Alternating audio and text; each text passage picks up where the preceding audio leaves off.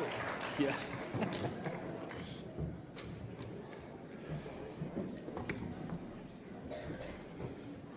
We fired the moderator, so it's my mic tonight. No, I'm just kidding. Hi, my name is Stephen Buffalo. I'm from the Samson Cree Nation in Treaty 6 territory, and also a very proud member and honored to be part of this Alberta Next Panel.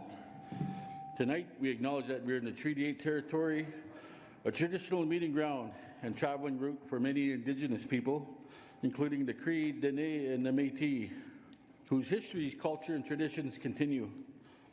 For all who came before us, and all who will come after us, and all who are here tonight, let's have a great discussion about our tremendous province. I would like to introduce our moderator, the one who will take control of everybody and keep you to 45 seconds. Bruce McAllister, right?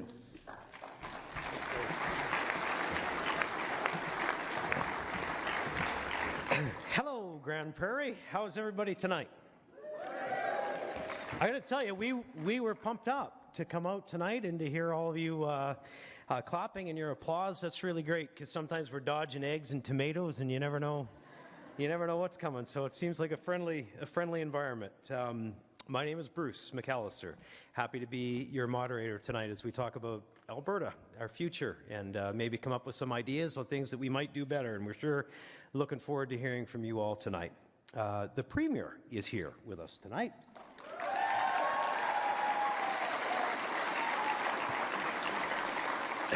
She's wearing her Calgary Stampeder red,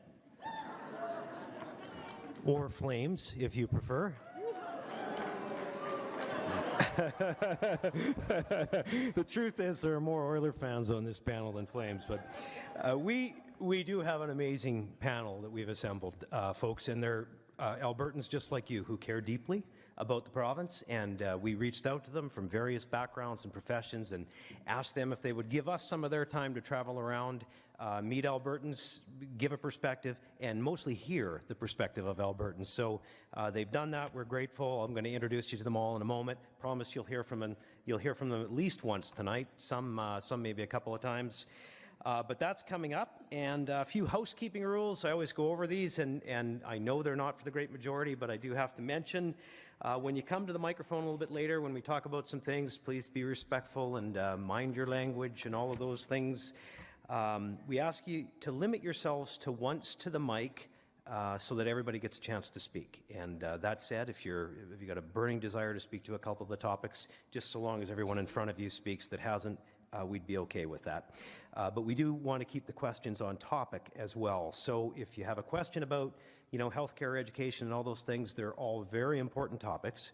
But we're here to talk about our relationship with Ottawa tonight and what we might do differently going forward. So if your topics, questions are about those topics, the MLAs of the area, Ron Wiebe and Nolan Dick, are here. Guys, I can't see where you're at. It's pretty bright up here, but give a wave. They're here with their staff. Gents. And they will certainly take those questions, and if you ever need a good meal, I'm telling you, Ron Wiebe, that's the place to go. His wife is amazing. We had a retreat up here and spent some time at their house, still raving about it. Okay, let's meet these folks. First of all, the chair of the Alberta Next Panel is the Premier of Alberta. That's Danielle Smith.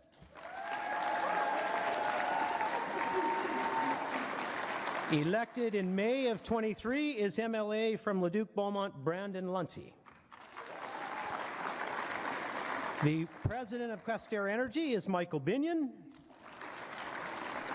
The newly elected MLA representing Olds, Didsbury, Three Hills, Tara Sawyer. A registered acupuncturist, Dr. Benny Zhu. The president of the Business Council of Alberta, that is Adam Legg. My friend, former teammate, all-around good guy, president and CEO of the Indian Resource Council of Canada, Stephen Buffalo. The Minister of Environment and Protected Areas, and the lady responsible for getting Stephen Guilbeault removed from Cabinet, Rebecca Schultz, is here tonight.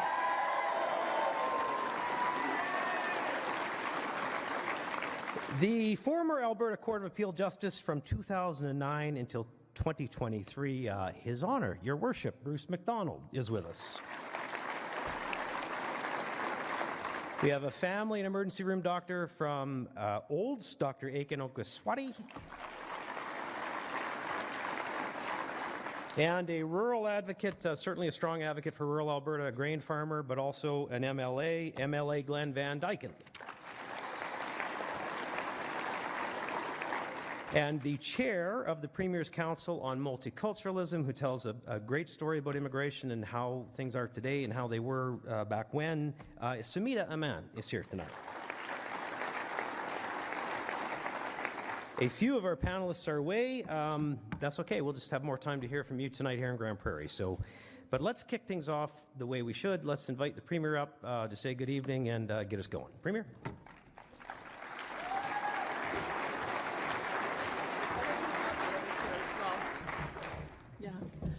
Well, thank you so much, Bruce, and thank you all for being here this evening. I should mention we have one other minister here, and that's Minister Todd Lowen, minister responsible for fighting forest fires. Thank you so much for being here, Todd. You're doing a terrific job for us. And I'm so happy to be here with my fellow Alberta Next panelists. I want to thank everyone for being here and participating in this really important process that we've been crisscrossing the province for to engage directly with you, Albertans. It is so great to be in the Peace Country tonight, and thank you for being out with us tonight, because I know we're still enjoying the last few days of summer. It's beautiful out there. You could have been doing a lot of things, and so I'm glad you chose to spend your time here with us tonight. Grand Prairie is a regional powerhouse with a young, diverse, and thriving population of ambitious Albertans. I know, because my brother's one of them. He moved up here many years ago. He's not here just yet, but it's hard to miss when he walks in the room. He's pretty tall. Yeah, with economic strength and energy, agriculture, forestry, logistics, and retail, this great city has so much going for it, and there is an awful lot to protect here. These industries depend on support of governments, on stable trading relationships, access to world markets, and they may be vulnerable to the political currents that we're navigating, both federally and internationally. We want to give the people of Grand Prairie a chance to weigh in on Alberta's future, and I want to thank each of you again for coming out today to take part in this really crucial engagement process, because the conversations that we have tonight and throughout the Alberta Next engagement period, which is going to come to an end soon — this is one of our last in-person meetings, we've got one more in Calgary, and then we'll have an online one on October the 1st. They're going to help shape the future of our province, and I'd encourage you to just go look at the last time our government did a panel like this. It was the Fair Deal panel. And Albertans came up with what turned out to be 25 recommendations that have guided a lot of our work in the last 5 years. So, for instance, we had the equalization referendum that came out of a suggestion from the panel. The panel wanted us to reduce internal trade barriers, and we've been doing that all across the country. They wanted us to create economic corridors, and we've signed many economic corridors agreements, most recently with Manitoba, or with Saskatchewan and Ontario, as well as with Yukon. They wanted us to challenge federal legislation in our areas of jurisdiction. Sadly, we've got 15 lawsuits going, because that's how often the federal government has invaded our jurisdiction. We've established a chief firearms officer, which was also a recommendation from that committee. They wanted us to create a presence in Ottawa, which we have. We now have an office there. Diversify our energy sector. We have done that in spades. Relentlessly pursue more market access. I've been talking about doubling our oil and gas production, and I'm hoping for a breakthrough. And also referenda and citizen-initiated referenda. Those are all ideas that came out of the Fair Deal panel. And it's just an example of the kind of thing that we're hoping to be able to get out of our engagement with you tonight. For the last 10 years, of course, Ottawa has taken direct aim at Alberta's core industries through the federal government. With Bill C-69, the No More Pipelines bill, to the tanker ban, the oil and gas emissions cap, which really works like a production cap, and their net zero mandates on electricity and vehicles, just to name a few.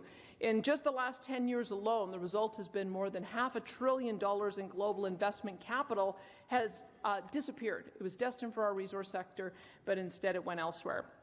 That's cost us hundreds of thousands of jobs. It's cost us hundreds of billions in GDP, as well as royalties that would have allowed for us to invest more in healthcare and education and other important public infrastructure.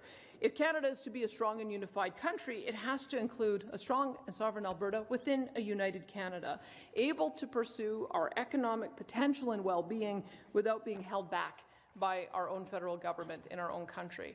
Regardless of what each of us believes, however, about these issues or what path we think is best, we as Albertans must be able to respectfully debate and discuss the issues here with our friends, with our family members, and with our neighbors. And I know if we do that, in the end, our province will find the very best solutions to these immense challenges that we face, and we'll come out stronger and freer than ever.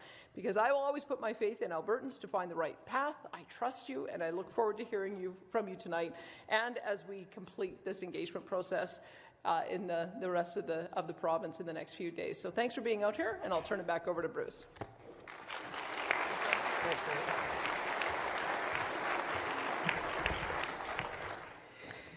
Thank you, Premier. Okay, so I'll explain sort of how things are going to go tonight, or at least how we hope they are. So we have 6 topics to discuss, and we've got a video for each topic, and we'll play that video.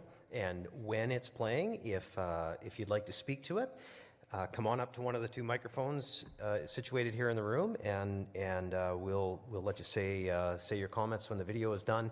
We've allotted 45 seconds for everybody to talk. We kind of found that to be the sweet spot. There will be some of you, no matter how many times I tell you, that go like a minute and a half, and we do our best to try and let you finish and wrap up your thought. But please, 45 seconds, and then we get to as many people as we can. The topics are, the first one will be equalization and transfers. We'll talk about a proposed Alberta pension plan. We'll talk about a proposed provincial police force. I know you'll have something to say about that and how things are going here. Constitutional changes is a topic, immigration reform in this country and province, and provincial tax collection. And if you have something to say about Ottawa and Alberta, and one of those topics doesn't cover it, we have 15-20 minutes at the end where we'll open it up to come back to those that didn't quite get in time, or to those of you that might have something else to say about Ottawa. So that's how it's going to go, about 45 seconds or so. And a reminder, local issues, there are some big ones going on provincially. Those we'll save for another time, or certainly get your MLA to help you with. So when I cut somebody off for that, don't give me heck. I warned everybody, okay? It's about our province's future with Ottawa, and truly, we get some great ideas from Albertans. So maybe you have some to share with us tonight. You don't have to ask a question. You can merely make a comment, but we'll give you that 45 seconds, and we'll get going. So with that, why don't we roll the first video tonight, and it is on equalization and transfers. Our next topic is reforming federal equalization and transfers. Since 2005, Alberta taxpayers have contributed, on average, $23 billion more per year to the federal government in federal taxes than they received back in projects, benefits, and other spending from Ottawa. That's a net loss to Albertans of nearly $500 billion in just 20 years. Most of those redistributed Alberta tax dollars are spent by Ottawa and Quebec and other liberal-leaning provinces across the country. And part of that massive fiscal transfer out of Alberta comes through the Federal Equalization Program, which has seen Alberta pay over $67 billion into the program since 1957, while receiving back not a single penny since 1965. In 2021, Albertans voted in a referendum to remove equalization from the Constitution, but Ottawa completely ignored us. So what next? Alberta can't stop these federal transfers on its own. The Alberta government doesn't write a check to Ottawa each year, and we can't ask Albertans to stop paying their federal taxes. The fact is, fixing this problem will require political support from other provinces. One option that would be appealing to most other provinces is to have the provinces collect a larger share of overall taxes. This is how it could work. Currently, Ottawa collects over 60% of all the federal and provincial taxes that Canadians pay. The Ottawa bureaucracy takes its portion, with the remainder inefficiently and unequally distributed to the provinces. The dollars we do get back have a lot of strings attached, forcing us to run our provincial programs and build infrastructure the way Ottawa wants us to. No provinces want that, especially the big ones like Quebec, Ontario, BC, and Alberta. What if we cut out the middleman and instead had provincial governments that are responsible for delivering health, education, and social services collect around 60% of all taxes, with Ottawa receiving the rest? Ottawa, in turn, would be able to end most transfer programs to the provinces, along with all the strings, bureaucracy, and waste attached to them. Quebec has already proposed having the federal government let provinces keep GST revenue generated in their provinces in return for ending the federal health transfer. Seems like a great idea. Why not apply that same logic to all federal transfers? Less money collected and wasted in Ottawa. Less federal transfers with only a modest amount of equalization for the smallest provinces and territories that actually need it. And more funds for provincial health, education, and other programs, without strings attached by Ottawa's politicians and bureaucrats. That seems like something most provinces could rally behind. So what say you, Alberta? Should Alberta take a lead role in working with the other provinces to reform federal transfers and equalization by having the provinces collect a larger share of overall taxes, with Ottawa collecting less? And are there any other strategies Alberta should be looking at to alleviate the massive federal fiscal drain to Alberta? For more information, visit alberta.ca/next.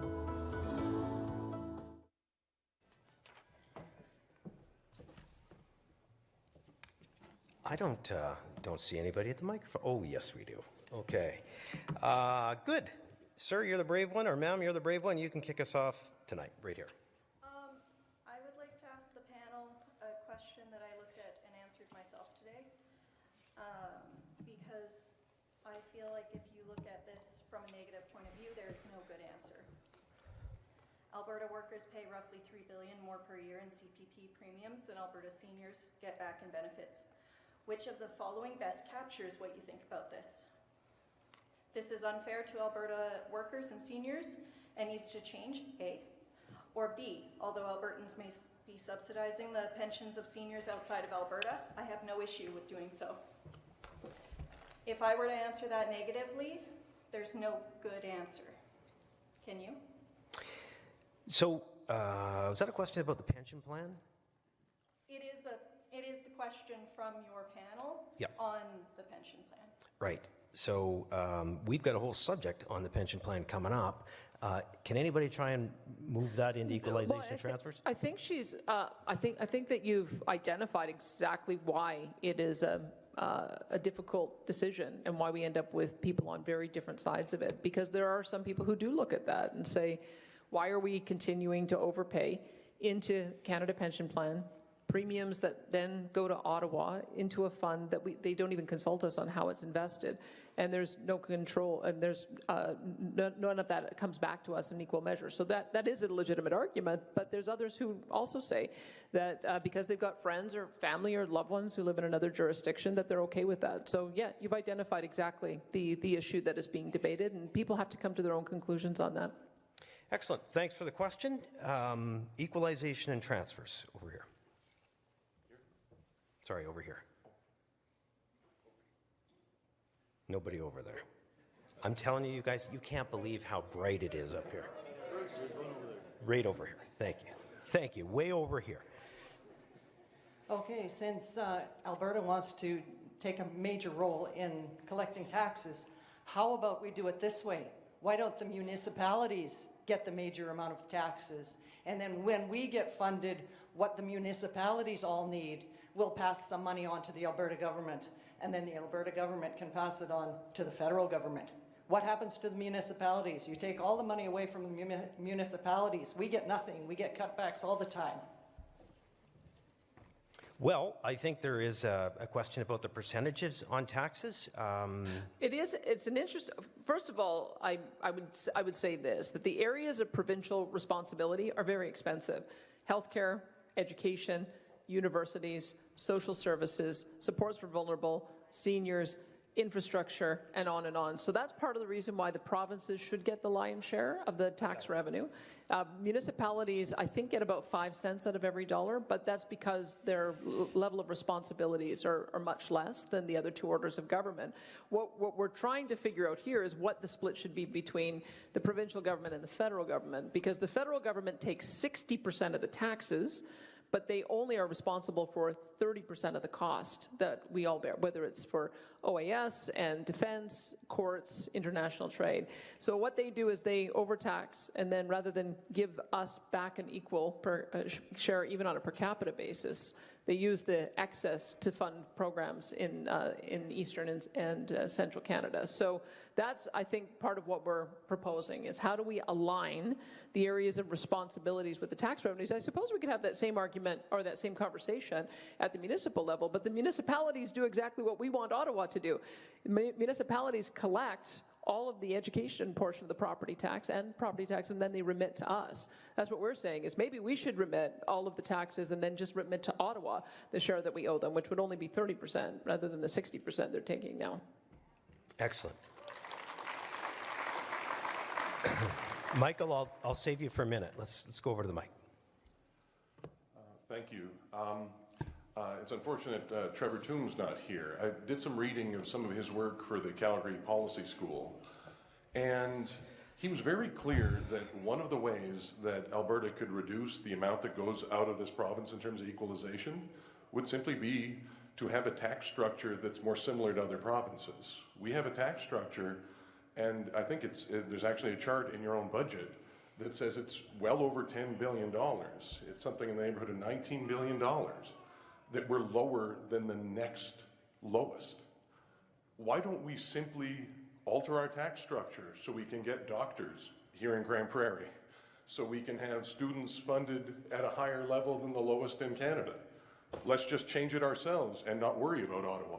So raising taxes will fix our problems. Well, I mean, in a debate from the chair, I'll say raising taxes would yield you more money, and it would make it. And again, this is Trevor Toombs' analysis. Well, that is one way. So less money would go to Ottawa in equalization. He says that as a solution himself. Well, I wish he was here to handle the question. He's not, but go ahead, Premier. Well, what I would say is that the big area where we do not tax that other provinces do is having a PST, a provincial sales tax, or a harmonized sales tax. In most other jurisdictions, it's 7, I think, to 8%. So I could do a straw poll right now, because we also have legislation saying we can't impose a provincial sales tax without a positive affirmation from the people. So maybe we'll do a straw poll. How many of you would vote yes to institute a provincial sales tax? So that's part of the reason, because I think it may well change the calculation so that the pot of money that gets distributed differently, but it just means, but it wouldn't cause Ottawa to tax us any less. They would still tax us the same amount. This would just be layering on. What we're telling Ottawa is vacate some of your tax room back to us so that we can pay for our areas of jurisdiction, similar to what some of the agreements that Quebec has negotiated. Sort of like tariffing our own goods to punish our own people. Go ahead. So it's maybe a little off topic, but it's equalization for rural Alberta versus the cities. As northern and rural Albertans, we know what inequality feels like. Just as Albertan isn't treated fairly by Ottawa, the north and some of rural Alberta isn't treated fairly within our own province. Maybe a little off topic? A little bit. I'm speaking about electricity distribution costs, which are 3 to 5 times higher in northern Alberta than other regions. So here in the north, we help produce the natural gas that heats all the homes, the forestry projects that build them, and grow the food that feeds them. So why can't we be treated fair in rural Alberta? Here's the thing.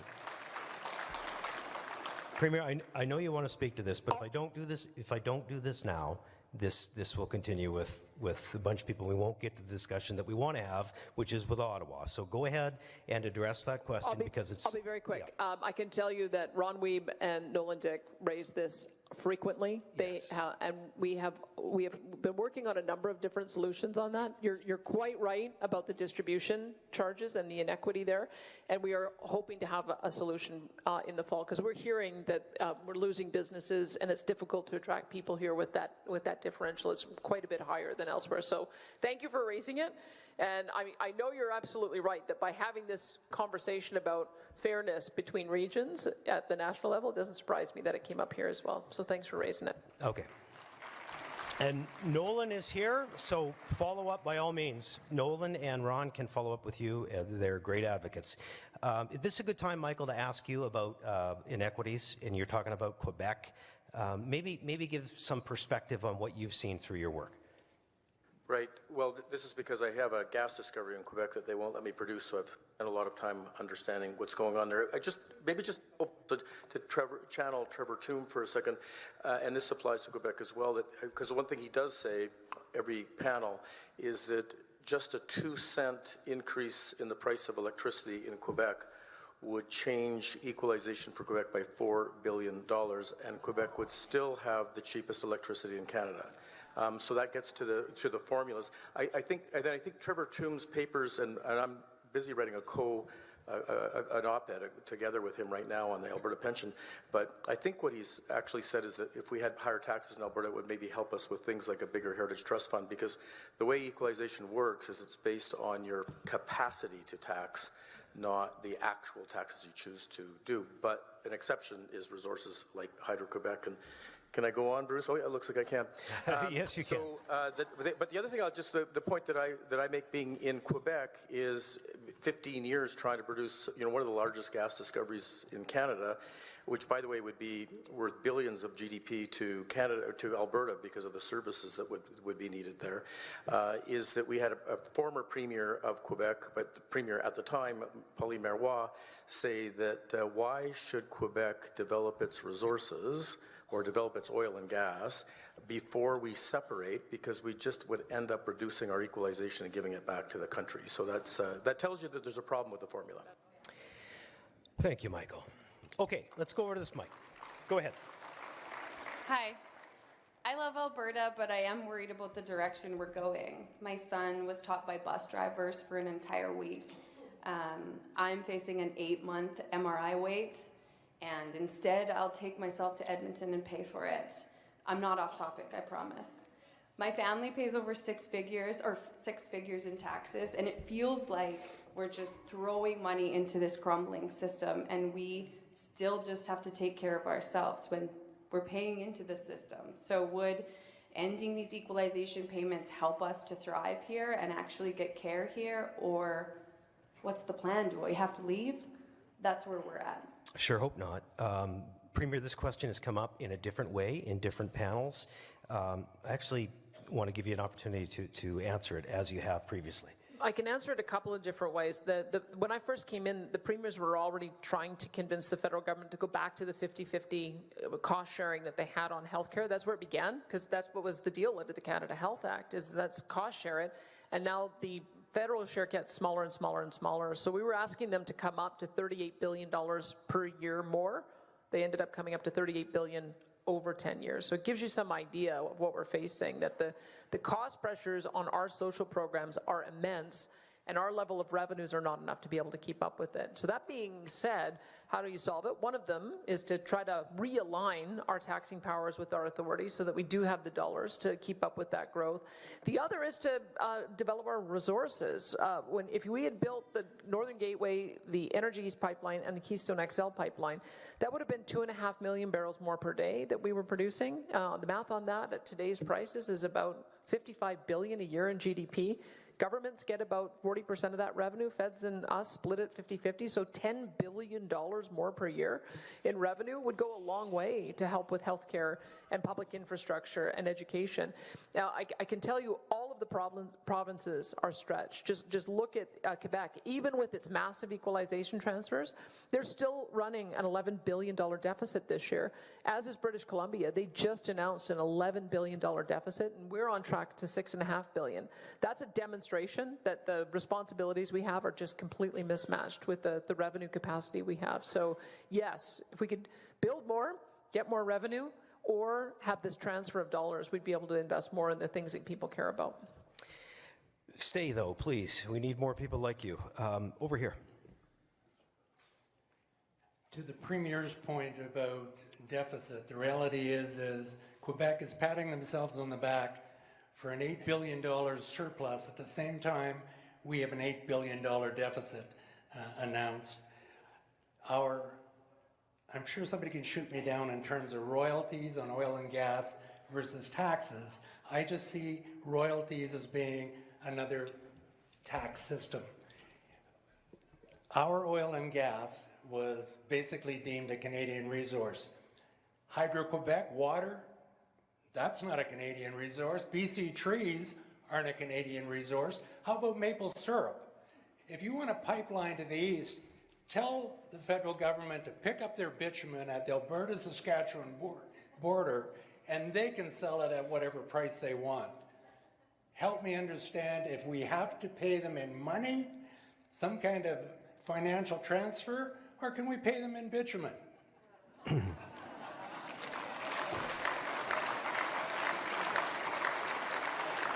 He might have a great idea. Thank you, sir. Let's go over this. Let's get a few more on this topic. Go ahead. Go ahead here. Hi, I just want to start off with a quick comment. Ms. Smith, I might not have voted for you last election, but thank you and the rest of the panel for coming here this evening. We're glad that you came to have a conversation with us. Right. The question that I do have is, with Alberta Next, we are looking at what happens in the future. With a lot of the Alberta economy right now, we're resource-based.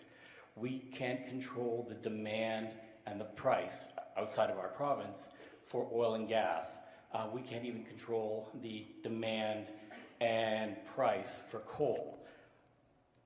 We are building on technology infrastructure here, but what are we looking at in, say, 10 years, 15 years, when Alberta becomes a have-not province? Ooh.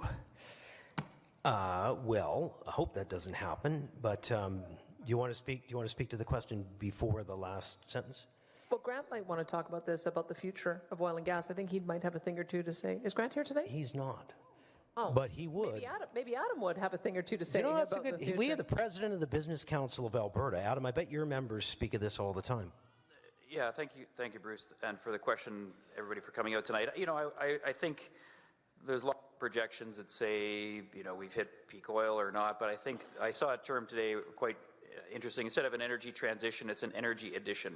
We're seeing so much in terms of the continued demand for oil and gas into the future, particularly natural gas, that is going to fuel a lot of the electricity needs globally and get higher emitting fuels in China and Asia into cleaner burning fuels. And so I think, you know, when we did a project back in 2022 called Define the Decade, it was a 10-year economic strategy for Alberta. We looked around the world and said, you know, what are those advantages that Alberta has now and into the future? We are truly globally competitive, and we can actually win and dominate this space. There are really the two key areas that I think are relevant to Grand Prairie. The first was feeding everyone healthy and sustainable food, and the second was energy solutions. There is still going to be a tremendous amount of demand for oil and gas resources and other fuels, whether it's moves to hydrogen, whether it is the addition of renewables, whether it's our critical minerals like lithium, which Alberta has one of the largest deposits in the world. We've got a diverse source of resource activity in this province that is oil and gas, that is critical minerals, that is agriculture and forestry. So the long-term prospect for the resource sector overall is very strong. So I don't see us being a have-not province in 10 years. Frankly, I don't see us being a have-not province in the future. Thank you, Adam. I think I see two more people at the mic, and then we'll move to the next topic. So right over here. Okay, so Alberta's the largest net contributor, positive net contributor to the income tax for Canada, also the CPP, 10 times more than Ontario gives. What makes us think, when there's more provinces that are takers, are willing to work with us so that they're not a taker anymore?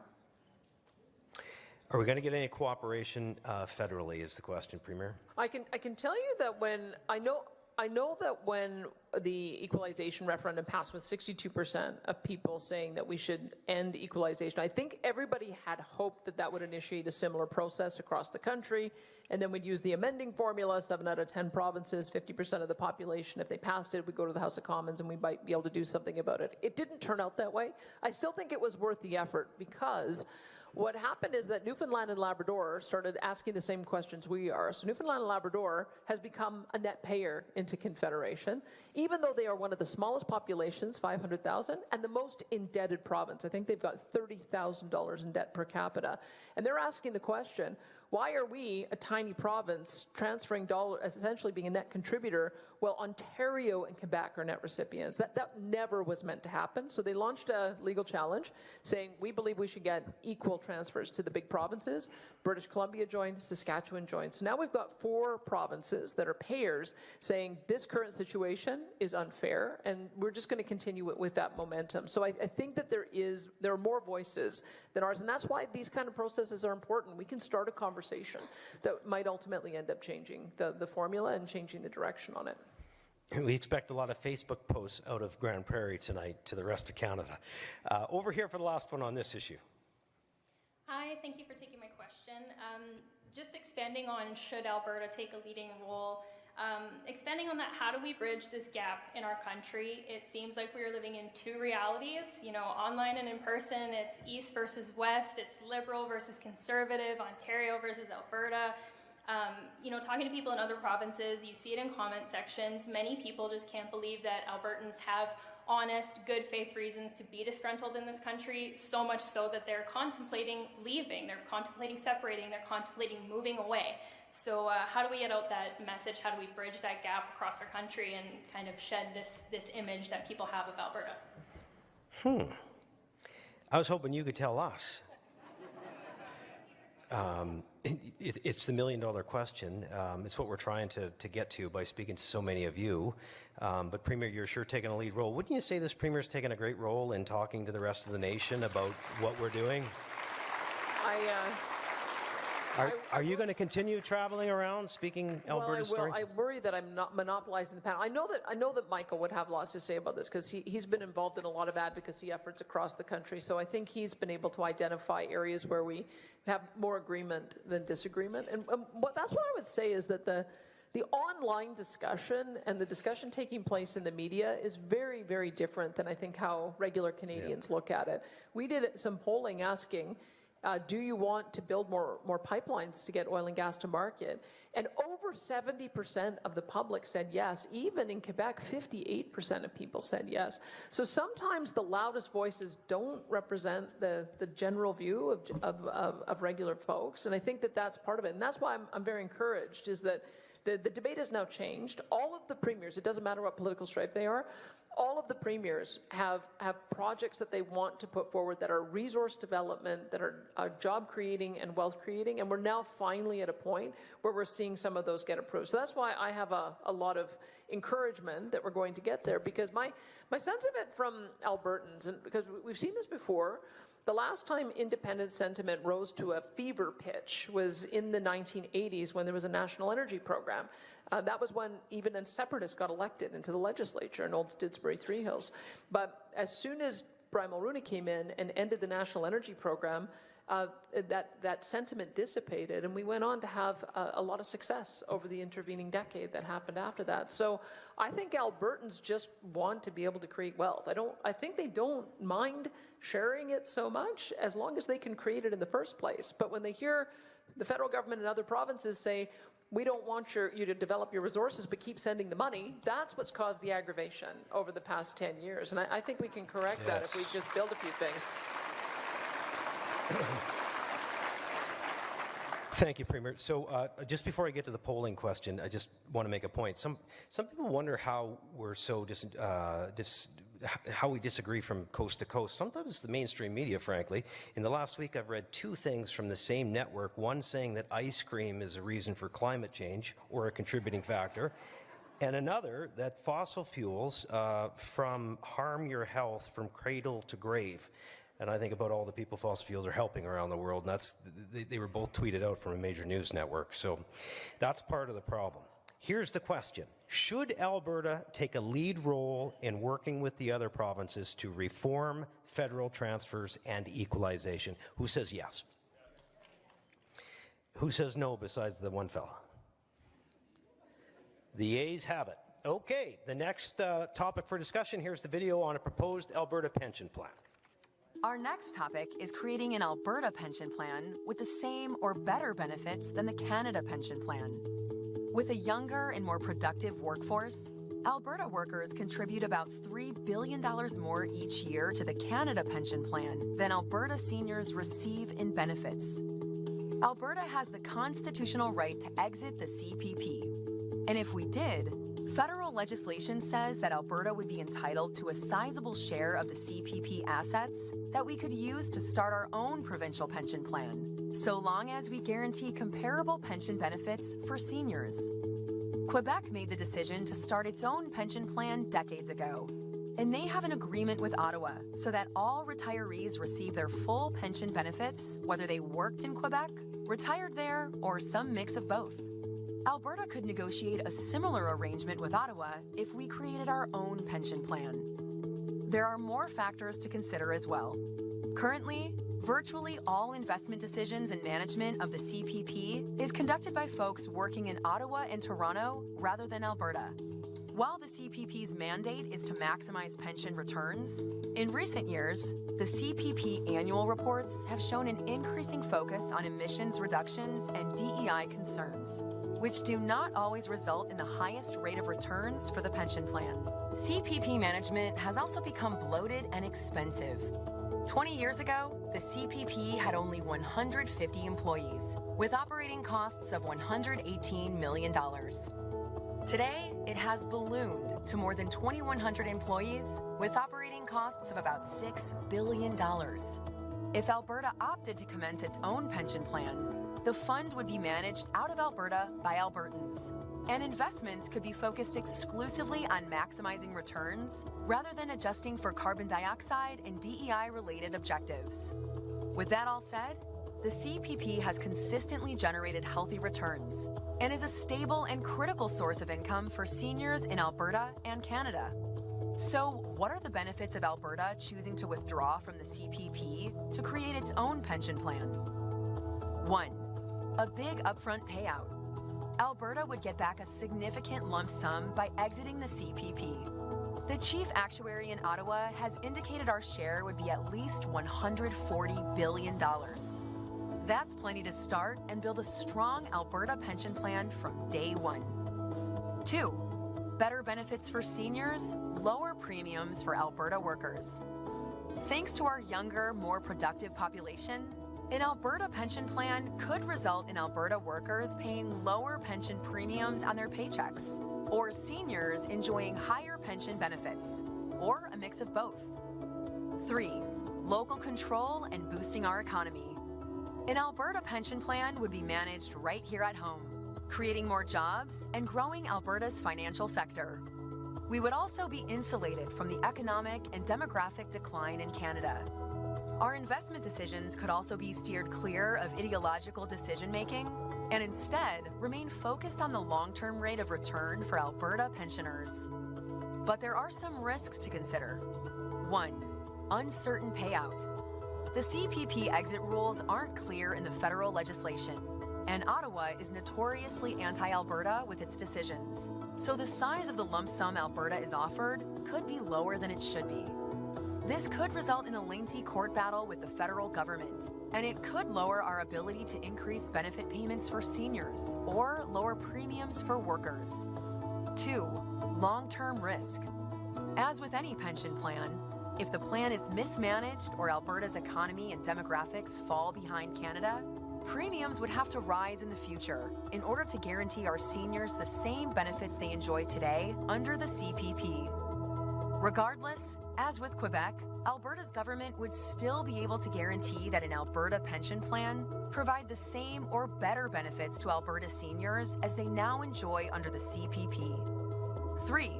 Portability concerns. The Quebec pension plan and CPP have an agreement in place to ensure pensioners get the same single pension, regardless of where they worked or lived in Canada during their career. Alberta would expect a similar arrangement with Ottawa, but it is not guaranteed. So, should Alberta withdraw from the CPP and use Alberta's portion of the CPP to create our own Alberta pension plan? Or should we continue with the CPP as we do now? This one can be emotional too. It's been fun to watch this as we traveled around. This is our 9th stop, and we've got one more, and then I think we do one of these online as well, virtually. But it's clear people care about their pensions, and it's clear many people want to see a change. So we're interested to see what you have tonight, and we'll go over here, or what you say tonight, to kick us off. Good evening, Premier. James Buchanan. I've moved to Grand Prairie about 20 years ago with inspirations of eventually moving where I came from. Just curious how it would work if I was lucky enough to leave before retirement. How would the payments work? Would they be equivalent to the same as the rest of the population? And basically, how would it be a lump sum I would receive, or would it be a monthly payment that I would get? Lots of questions. Is Andrew Judson here today or no? Am I having to cover for Andrew as well? Okay, well, let me tell you what Andrew might say. So what I would say is the rules of the pension plan are this, that you cannot exit the plan without offering equal or better benefits. That is the guarantee that we had in opting in, and what we signed on to is that the benefits would have to be equivalent. I would probably rely on somebody on the panel who might have more financial experience in how pensions work, because you know when you move around from job to job with a business pension, that there's sort of an allotment that they give you, and if you stay in that pension, then it's longer. The longer you're in it, smaller the shorter you're in it. So what I would imagine would occur is that those who have sort of a partial entitlement would probably end up getting part of it covered by an Alberta pension plan and part of it covered by a CPP. These would be the kind of things that I think would have to be worked out in the negotiation. But you have to remember that the system is a pay-as-you-go system. So it's today's current contributors who cover for today's recipients. So that's why when we talk about how we pay $9 billion a year in benefits or in contributions, and our seniors receive $6 billion in contributions, that's the same across the country. That's why it has to be kind of all or nothing. Are you all in or all not out? Because we need the people here paying for those for the pensioners. But it's the question of what happens to that extra increment. Alberta has been a net payer for the time since the plan became solvent. We're going to continue to be a net payer, but we have no control over how those dollars are invested. So I would just say that they have managed to figure out how to manage the mobility and portability of the Quebec pension plan. I suspect they would be able to figure out using similar principles about how to manage between those who served some time in Alberta but moved elsewhere. Thanks, James. And for sure, Premier, I know Michael Binning can talk to this, but Michael, I'm going to save you for a minute or two and get to a couple of more microphone questions. So just hang on there. And James, thanks for reminding me of something. Please introduce yourself and where you're from, and then ask your question or make your comment. Go ahead.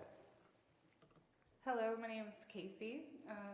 I unfortunately lost both of my parents before they could claim their CPP, and they were not together when they both passed away. When you do lose your life and you pass on, CPP does not go to anybody other than the government, even if you've worked your whole life and contributed to that program. Families who have supported and cared for those people, whether they're widowed or single or not married, divorced anymore, they're not recipients to that CPP. I took care of my mother when she was sick and found out that CPP wasn't something that came to the family. It only goes to a spouse if you're married or common law. If Alberta was to do their own APP, is that something you guys could maybe structure into there? Because we take care of our parents and we take care of them when they get old and when they get sick. So that CPP that all of us as young people are contributing into the government and into the lives and take care of our seniors, when we become seniors as well, that doesn't graduate to anybody if we decide perhaps maybe we don't want to be married or we are single or we are divorced. So is that something that you guys would possibly consider in the APP program that the CPP does not currently have? Because that was a huge eye-opening to how unfair the CPP is to partnerships. So let me try to channel Judson, because this is what he would say. The Fraser Institute just did a study on what it would look like if we had our own pension plans. So if we used our existing premiums to pay for the existing liabilities that we have, and then whatever was left over was put into each individual's account for it to grow over time, If you think about it, if our numbers are correct, it's about $1,425 per person and $1,425 per employer. That would be kind of the high end.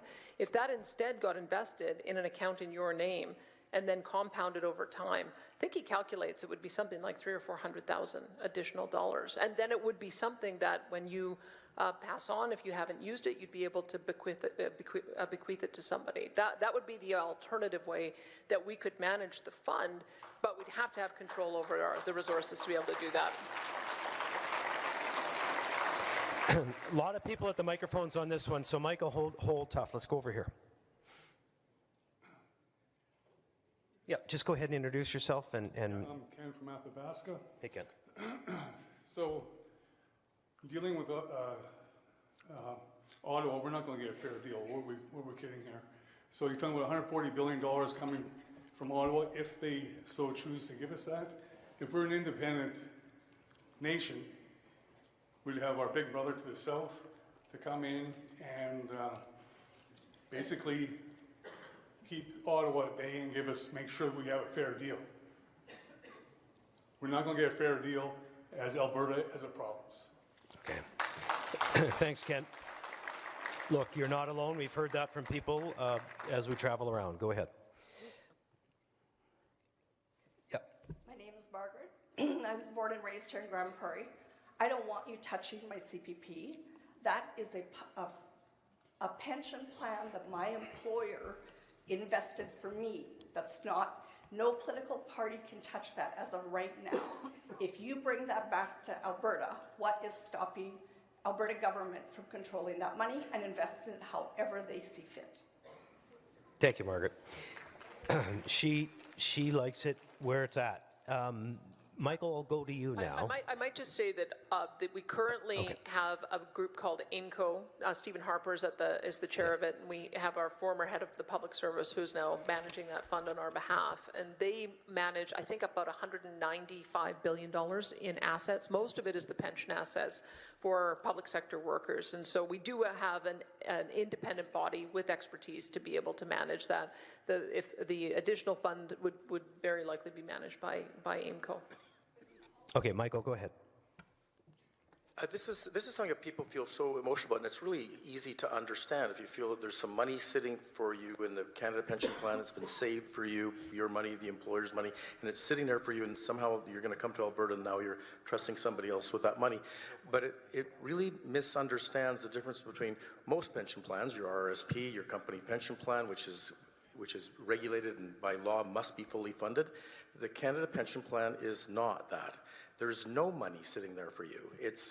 You are relying completely on a government promise to pay those benefits, because right now every cent that goes in is paid out, and the only reason that there's a big fund there is it's to keep the amount we pay in below the statutory minimum. Without that fund, we'd be contributing 15-20% of our income to make the Canada Pension Plan work. So that money's not sitting there for you. There's no account with your name on it. This is the big misnomer that people think that what you're really relying on is simply a government guarantee that they will cause future young workers to pay for your retirement when you retire. So this is, I guess you could say, well, and Trevor too makes this point, perhaps relying on a federal government guarantee, even though financially they're much weaker today.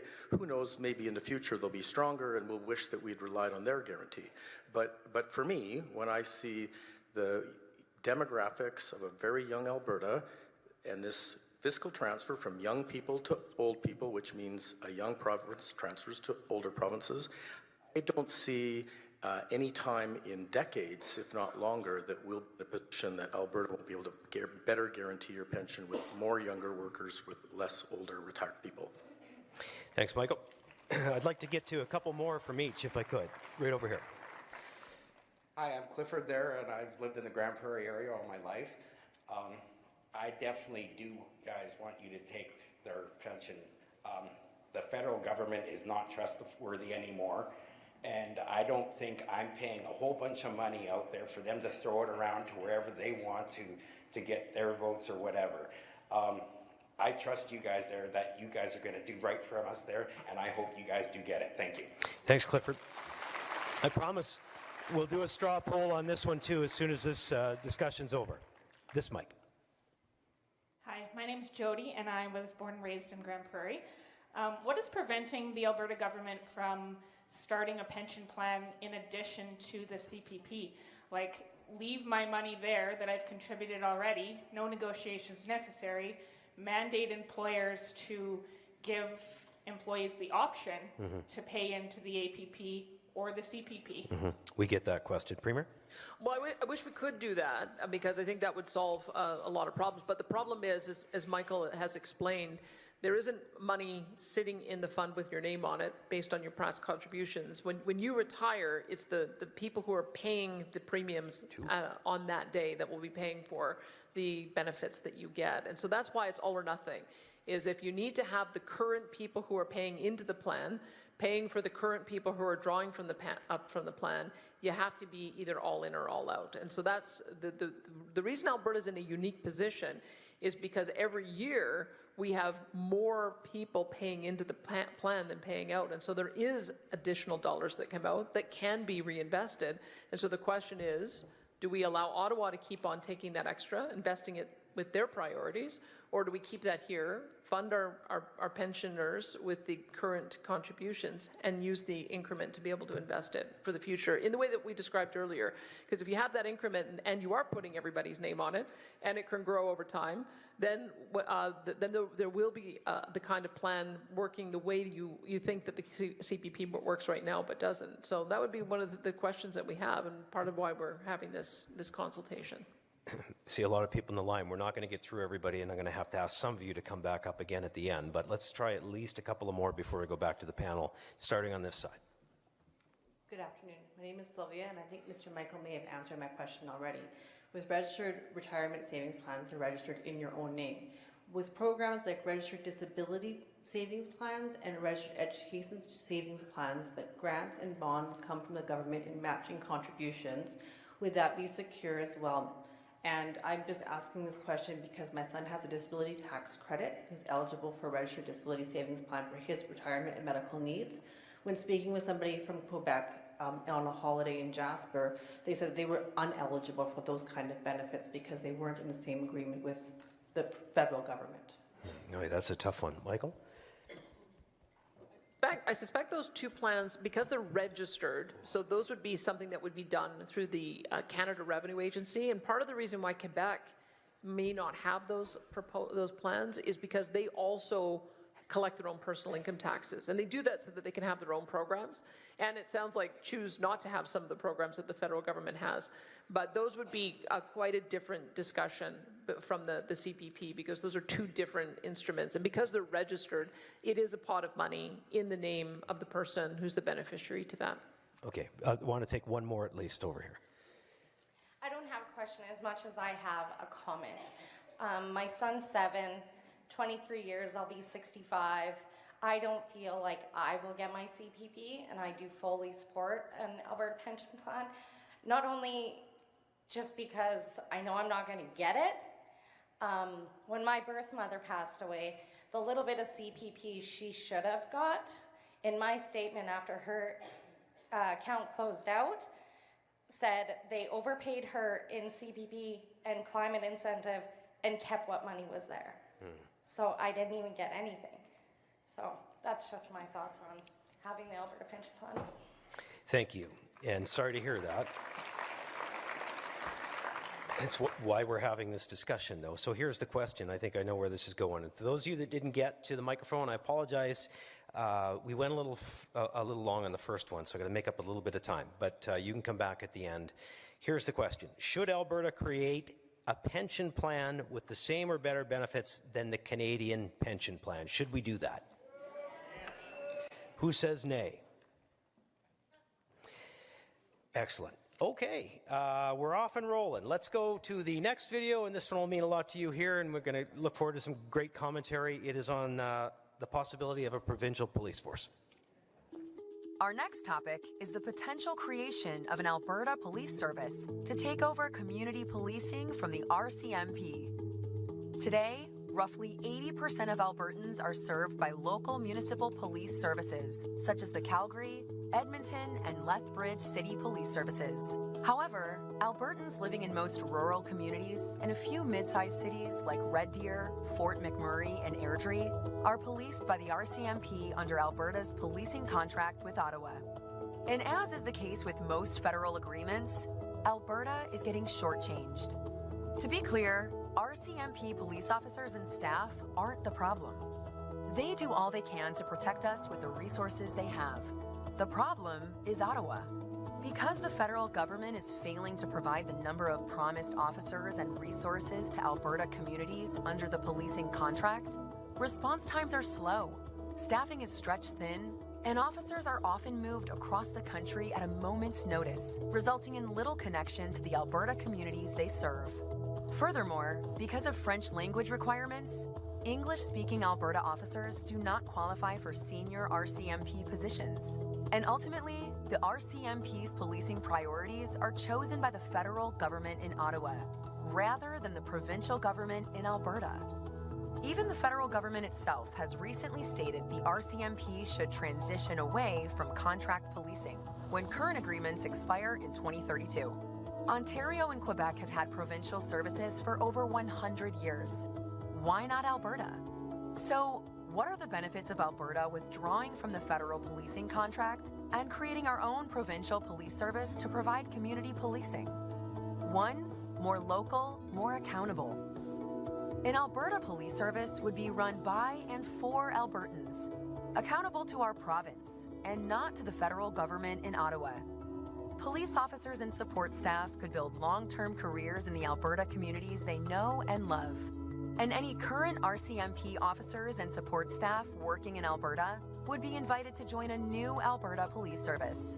2, safer rural communities. With local recruitment and stable placements, rural response times would improve considerably from where they are now, and coverage would become more reliable and tailored to each municipality and region. This is especially important in underserved rural Alberta communities. 3, flexible, made-in-Alberta solution. Most Albertans already have local police services. The province would assist larger communities like Red Deer, Fort McMurray, and Airdrie to transition to their own police services, while smaller, rural communities would be policed by the new provincial police service. And of course, nothing would change for Edmonton, Calgary, and other communities that already have municipal police services in place. But there are also potential drawbacks to consider. 1, startup costs. Establishing a new police service requires significant initial investment. Hiring officers, buying equipment, building training infrastructure, and training personnel. Ultimately, the startup costs could reach into the hundreds of millions over several years. 2, loss of some federal operational funding. The federal government currently covers 30% of RCMP contract policing costs. It is therefore likely that there will be additional ongoing operational costs for the province. However, municipalities would not be saddled with those costs. So, should Alberta create an Alberta Police Service to take over community policing from the RCMP? Well, we're really interested in hearing your story tonight in Grand Prairie. I know you guys are undergoing some change here, and so before we kick this topic off, I want to make a very important point, which we do at every one of these that we do. When we talk about the RCMP and a local Alberta force, it's not because of anything the men and the great men and women of the RCMP are doing in protecting and serving us. It is because of the bureaucracy and maybe a different system that would serve us better. So just want to make sure all of our officers feel that from us, and I know they feel it from you as well. We'll start over here, and then we've got some great panelists to bring in on this one. Hello, my name is Stacey Messner. I'm Deputy Mayor for the town of Grimshaw. Our council has a lot of questions, but we'll just ask one right now. Currently, we have a regional policing approach with the RCMP stationed in Peace River, and some residents think that if we just model what the RCMP has done by having a regional detachment under the APS, that we would still have the same issues. Long response times, not enough boots on the ground, and still way too big of an area to monitor. Is the idea that the sheriffs and the APS be stationed regionally? And if so, how would regional detachment model be any different than the level of police service that we are currently experiencing with the RCMP? Can All you right. just stay? Yeah, can you just stay there so we can maybe chat about some of the options? Because I can tell you what we're watching with Grand Prairie is that they had a complement of RCMP, as I understood it, of 55. They did their assessment of what it was going to cost. They thought they'd be able to save some money by going to their own police service, and instead they decided to increase their complement. So if I understand it, they're coming out next year with 90 officers, and then they're going to be able to grow to 110. So so that's just one thing that I would say is that because the cost of an RCMP officer is now about $203,000 for an officer all in, so it's the most expensive officer that you can pay for in the country. And we don't have control over those costs because remember it's a federal union, and so it's the federal government who makes those decisions, which is why all of the municipalities are seeing a big increase and been trying to warn. But what that shows me is that the larger cities can actually get more police for the same amount, and they had 200 people who applied for those jobs when they went out. So there's two things I'd say. Number one, I think you'd be able to get more officers if you did stay with the regional. But number two, why wouldn't you potentially contract with the new Grand Prairie Municipal Police Force and see if they could also be able to provide that extra backup? Not sure. I guess we're exploring all options just like you are. We are a community of just over 2,600, so we fall under this mandate of under 5,000 population. So that's all the information we have in front of us right now. So we're not really sure what options are available to us. So. Well, I can tell you that there is one small town in southern Alberta that was just told, even though they pay $1.4 million for their policing, they're told that they're not going to have a single RCMP officer available in their detachment for the next 3 months. So I can tell you, we'd be able to do a whole lot better than that. That's it. So, Yeah. and that I think is a common story in the underserviced detachments all over the province, unfortunately. Here's one thing I know we can commit to tonight, though. Thank you for coming up to the microphone. Nolan and Ron are here, so make sure you connect with one of them. They will connect you with our Public Safety Minister, Mike Ellis, and we'll see what we can do. We'll help you out, brainstorm, see which way we can go. Thank you. Over here. Hello, my name is Kelvin. I'm from the area. What I don't understand is why we contract police and then we don't get what we pay for. Why do we get less personnel than what we put the money out for? If we did it anywhere else, that contract would be done because it's not being met. Number two, can you imagine being in the States and getting pulled over by the FBI? I can't, but we get pulled over by our federal police service. It makes no sense at all. We should have an Alberta police. I've said it for years, and that's my comment. Yeah. Bruce, if I could just respond for a minute. Yeah, of course. Your worship. Yeah, the gentleman's point is very well taken. The fact is, whether Alberta is going to have its own provincial police force or not has already been made by Ottawa. In a white paper released in March of this year, they made it clear, apropos of the reference to the FBI, that the RCMP should be restructured into more of an elite federal police agency, and they intend to get out of the contract provincial policing by the year 2032. So fortunately for the people of Alberta, this government has been very proactive in terms of many initiatives, like the one dealing with the city of Grand Prairie here, and by expanding the Sheriff's Department. And so they're going to be ready long before the deadline. Now, one of the other problems with the RCMP is they have a chronic recruitment problem. And the figures I keep hearing is that the province contracts for 1,911 officers and seldom has anything more than about 1,400. That problem is not unique to Alberta, but exists across the country. The RCMP has a chronic problem with recruiting. And I firmly believe, and one of the other panel members might want to mention this too, that it'll be probably easier to recruit officers for a provincial or municipal-based police force. Yep, a couple hundred already in Grand Prairie, Bruce, and I think 14 just passed in the last week. MLAs Dick and Weeb were telling us beforehand. And all this to ask those two MLAs that are here, if during this topic you think there's something we've missed, come on up and I'll give you 45 seconds too. Let's go over here. Premier, you're saying that rural Alberta has not got enough police in here. And I don't think that's right. Most rural Alberta is still covered by the RCMP, and we want to stay that way. If you and the federal government want to help in solving the crime rate, look at our justice system and the way it is run. It is time to do a good job. We want to boot them out if they, why can't we elect our judges and prosecutors? Because well, that's where agreed. I have a comment here. I understand your frustration. It has never been the police who failed to do their jobs. Yeah. It is the justice system. The catch and release system sure isn't working. Sadly, the governments who failed to do their jobs. Yeah. Premier, it is time for all the government to deal with the real problem with our crime rate, and that is justice system. We have not been replacing. We don't want to replace our first-class police force. Okay. The RCMP have protected our province, and let's keep it that way. And get on with the real problem instead of making a new one. Thank you. Thank you. But if I can Bruce, just respond to that. And then Premier. And I understand your frustration, but the catch and release is a matter that the provincial government has no direct control over. That is a matter that's under the Federal Criminal Code of Canada. Now, I understand there's a pretty united front, and of course, Premier Smith can speak to this better than I can, amongst the various premiers to pressure Ottawa into tightening up the bail system, because that is the source of a lot of the problems that you've just adverted to.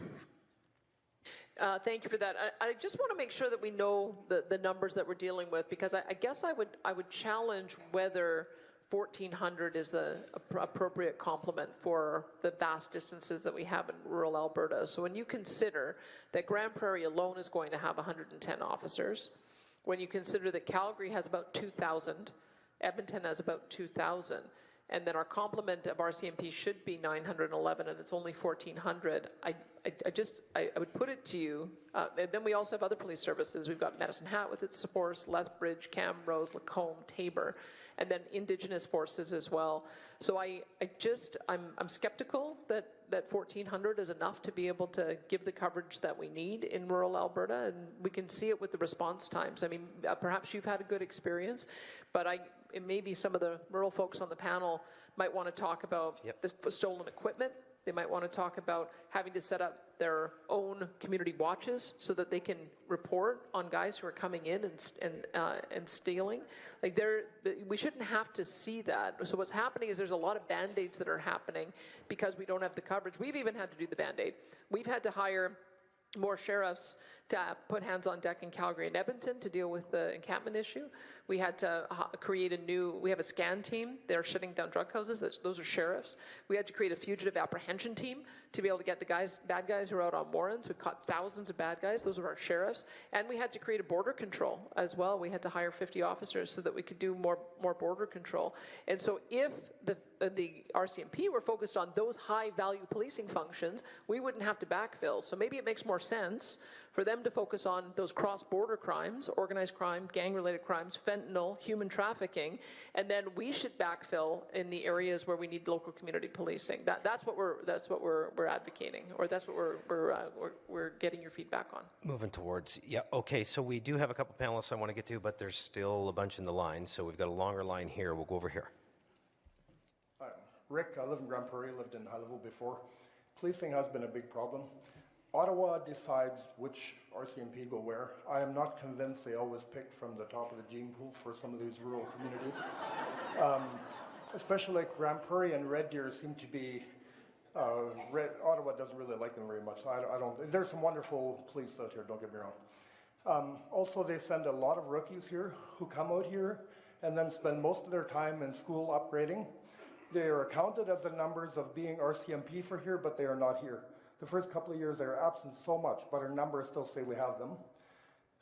The other issue is when we get policing from all over the country, people come from other provinces, they don't share our values. I think an Alberta police force, we would recruit a lot more from Alberta with similar values, and it would be a lot easier to retain them. Also, for moving around, if you're here and all of a sudden you get told you're moving to New Brunswick, Some might not want to do that because family is closer. I think keeping it local is a huge benefit. Thank you. Thank you. Right here. Hi, my name is Andrea Willman. I'm from Grand Prairie. I've been here about 20-ish years. I'm running for school board. Yay! This was a fantastic metaphor for some of the things that I'm talking about every day right now. But talking about it like that feels really controversial, and I get told often to be very careful about how I talk about it, because there could be repercussions for how I talk about it. My question is, are the school boards afraid of you, and should they be? I'm going to try to tie that into the Alberta Police Force. Premier, did you threaten somebody? Look, I don't think I can tie that in actually to the Alberta Police Force. The only way to do a tie-in is that we do know that, I mean, we're doing a consultation right now because we're hearing that there is danger in schools, that there's aggression in schools. That's the #1 complaint that teachers have, and we'd never put up with the kind of behavior that students are exhibiting towards their teachers. No one goes to a workplace expecting to be beat up and then have to see the person who beat them up in their workplace the next day. But we did move away from having police centered in schools. But that's one of the things that potentially a local police force could do, is that they'd be able to decide that they might want to hire a few extra officers so that they could go around to the schools in order to ensure that it's a safe environment for not only the kids but also the teachers. So that I haven't seen anyone advocating on that on the school board, but that was certainly the case when I was a kid, that we had a number of officers who were in the classroom and gave us a really good understanding of what the police did, and I think there might have been a bit more social order as a result. Hey, MLA Tara Sawyer recently hit a lot of doors because she ran and won in the by-election in Old Stoodsbury, Three Hills. So what did you hear on the policing issue in your rural community? Hi, everyone. Thanks for coming. To start with, before I heard it, I mean, I lived it and experienced it on our farm with the rural crime that we are faced with, let alone, 3 weeks ago had fuel stolen again. And I'll say quite frankly, at harvest is one of the times where we see an uptake between stealing our vehicles that we've left by bins or batteries from the augers, goes on. So my point, before I get to what Bruce said, respectfully to the gentleman, and I'm welcome to all opinions, but there is a problem in the rural areas where we do not have enough officers, and greatly respect them. They do come and go. They try to get into our communities as best they can, but often they don't even come out on the call. We've had it where he would have liked to, but he was new and he said, "I don't know where you are." And by the time I get there, they'll be gone. I mean, I was chasing the people, so I said, well, I'm just following them. Go to Range Road and keep following. So, but my point is, we have a situation where, because of that, our communities rely on social media to warn each other. When I say it's organized crime rings, it's very scary. I feel like I'm preaching to the choir out here, understanding the level of isolation and how few and far you will be in between. Having said that, yes, on the doors, this got brought up to me all the time in the towns, and I did speak with a retired RCMP officer. He brought it up to me, saying he's quite concerned. He was a proud officer, but he discouraged his son from joining the force because it is not what it used to be, and it's not the men and the women that are the problem. And I was hit another door, and the gentleman is an active Calgary Police Force officer, and there's nothing he would love more than actually to be able to be policing in the community, because he chooses not to live in Calgary. He's raising his family in a rural community because he knows those are the best things going, and level of community you get in there you can't touch. So there is a willingness, and there's an incredible need. I mean, I could go on and on. When you talk about paying for security... Thank you. Well, I'm not done. For once, I'm gonna keep talking for a minute, Bruce. Because when we talk about security, everyone says, well, just put up a gate, just put up some cameras. Well, we do. That doesn't stop them. You hope that maybe you can use that if you catch them. And it's more for you to be able to monitor to figure out who it was, right? So, and that's a cost. I think, Tara, the person last had it wrong. The school boards aren't scared of the premier, they're scared of you. Well, if you know when you're going to talk rural, I'm going to get passionate. That's it. No, appreciate it. Let's get through a couple more over here. Stephen from Fairview. I own a roofing company, and in August I had both my work trucks stolen. And the RCMP, to their credit, did a great job recovering them, and they did arrest somebody. When I was on the phone with the officer, he tells me that this is the third time arresting the same guy. Mm-hmm. So the answer to the question, yes, we need our own police force. I want to have a police force by Albertans, for Albertans. But what can we do about keeping these people? I know he spoke to the question a little bit, but we need to keep these people in jail. And meanwhile, I'm out $20,000 in damage and tools. And what do I do about that? Yeah, look, we couldn't agree more, but I wish we could give this gentleman and everybody else a solution. Other than what you and Minister Ellis and everybody else is doing, how do we change this? I can tell you this again is not a partisan issue. If you saw what just happened in Manitoba, a man released on bail on conditions that they didn't go see his family, and he went and murdered his sister and stabbed 7 other people. That is happening all over this country, and I can tell you every single premier has been asking for over a year for us to fix the wrong turn that the Trudeau government made. So if you want to remember what happened, it was Bill C-75, and what and I'm sure the justice will correct me if I'm describing this wrong, but what the direction was that a judge couldn't just look at the crime on the face of it to determine whether that person should be released. They had to look at the foundational factors about why they became a criminal. And so they're essentially, if you had a bad childhood, if you were abused, if you were suffering from intergenerational trauma, and so on and so forth, that became one of the conditions for releasing somebody. But in releasing them, they go back to the very community that they came from and are victimizing those same community members. And so what we have been asking for is that we have to go back to the same kind of rules of court that we used to have.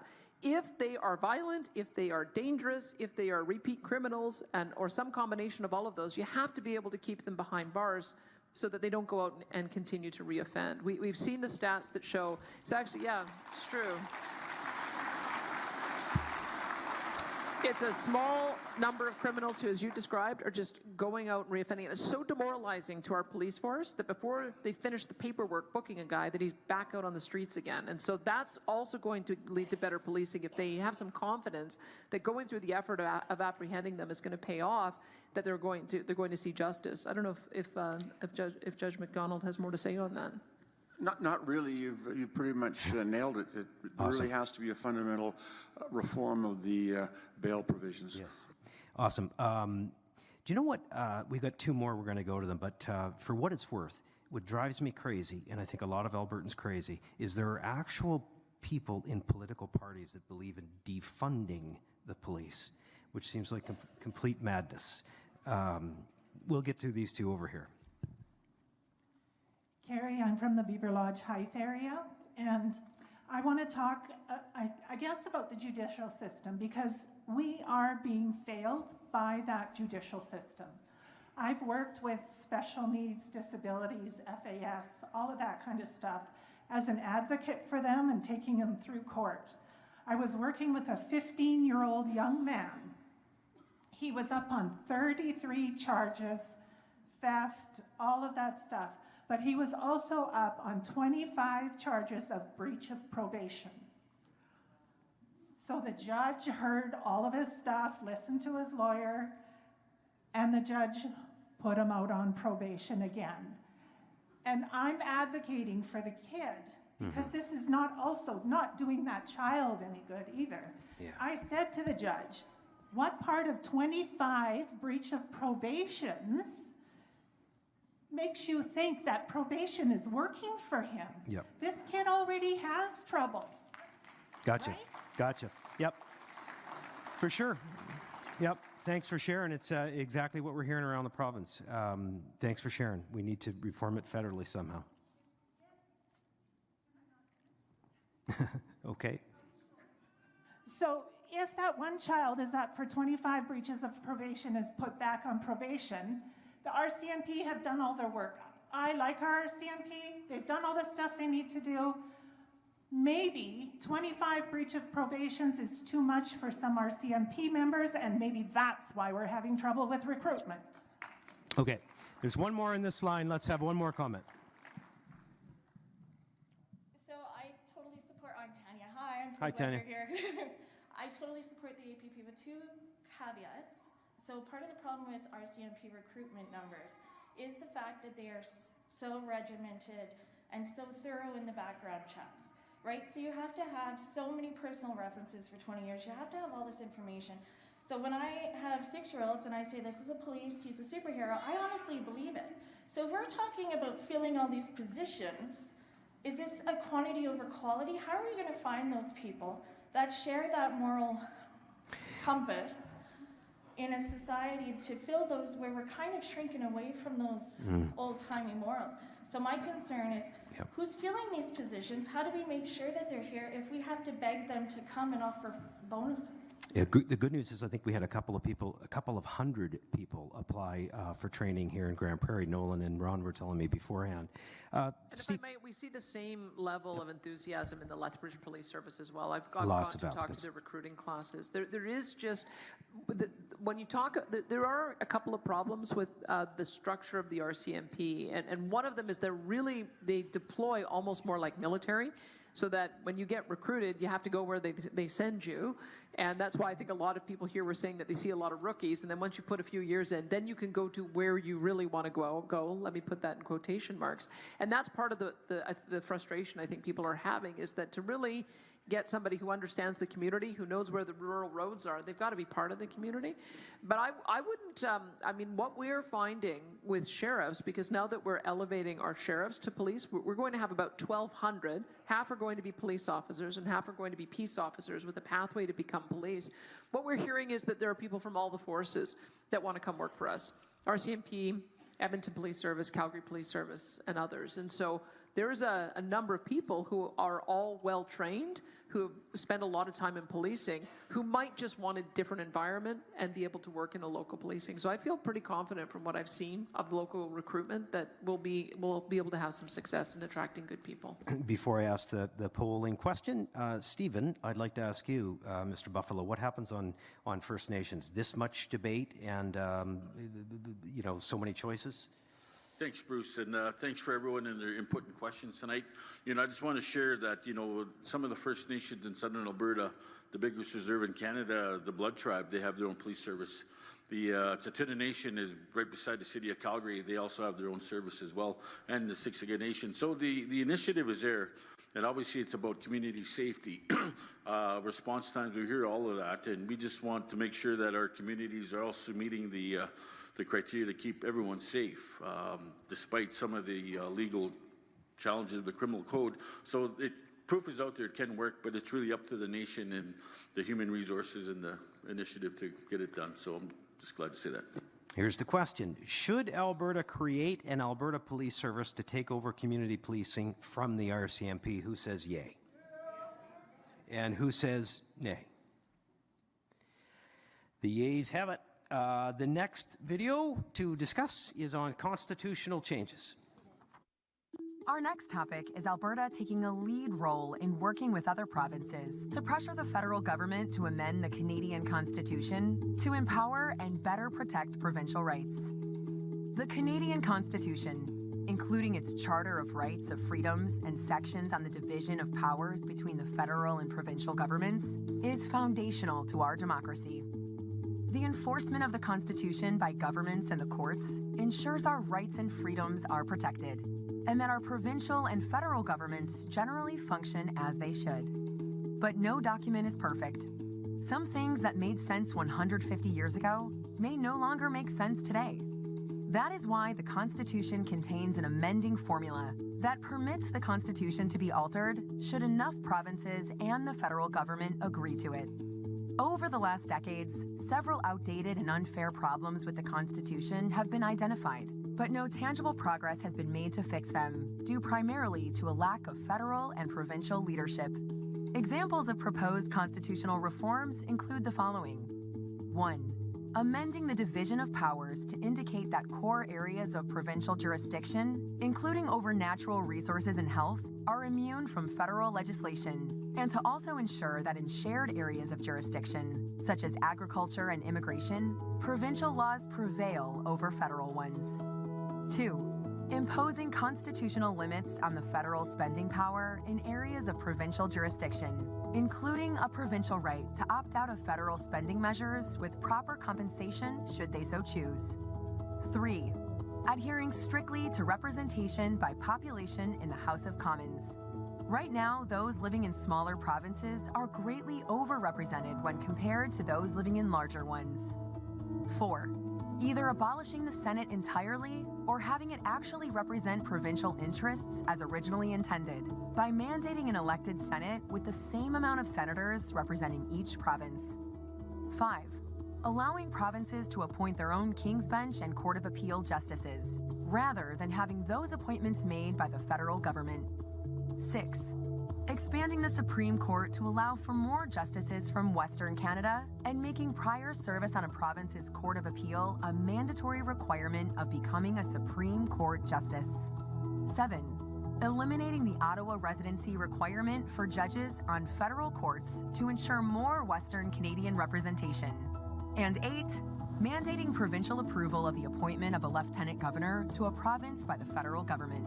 There are, of course, many other potential constitutional amendments that are worth discussion, but this is a start. So, should Alberta take a lead role in working with other provinces to pressure the federal government to amend the Canadian Constitution in order to empower and better protect provincial rights? And if so, which of the amendments discussed or other proposals should the Alberta government advocate for? Let's go over here. Hello, Daryl Prue from Peace River. I would say, like others have said at previous panels, that I'm a maximalist on all of these issues we're discussing tonight, except for this one. It's quite obvious from examples from this panel and from regular Albertans that the Canadian Constitution is an absolute failure. The gentleman from Athabasca nailed it. We need Alberta independence. It's the only way. And Premier, I just want to remind you that the Alberta Firewall letter was penned January 24th, 2001. We've been talking about these issues for it'll be 25 years before we've even done anything on them. We have to stop talking about this. I appreciate the opportunity to speak, but we have to be done talking and it's time to act. With 4 seconds left, can someone tell me where Minister Lowen is? I have to ask him why he cut my white-tailed deer harvest in half this year. Thank you.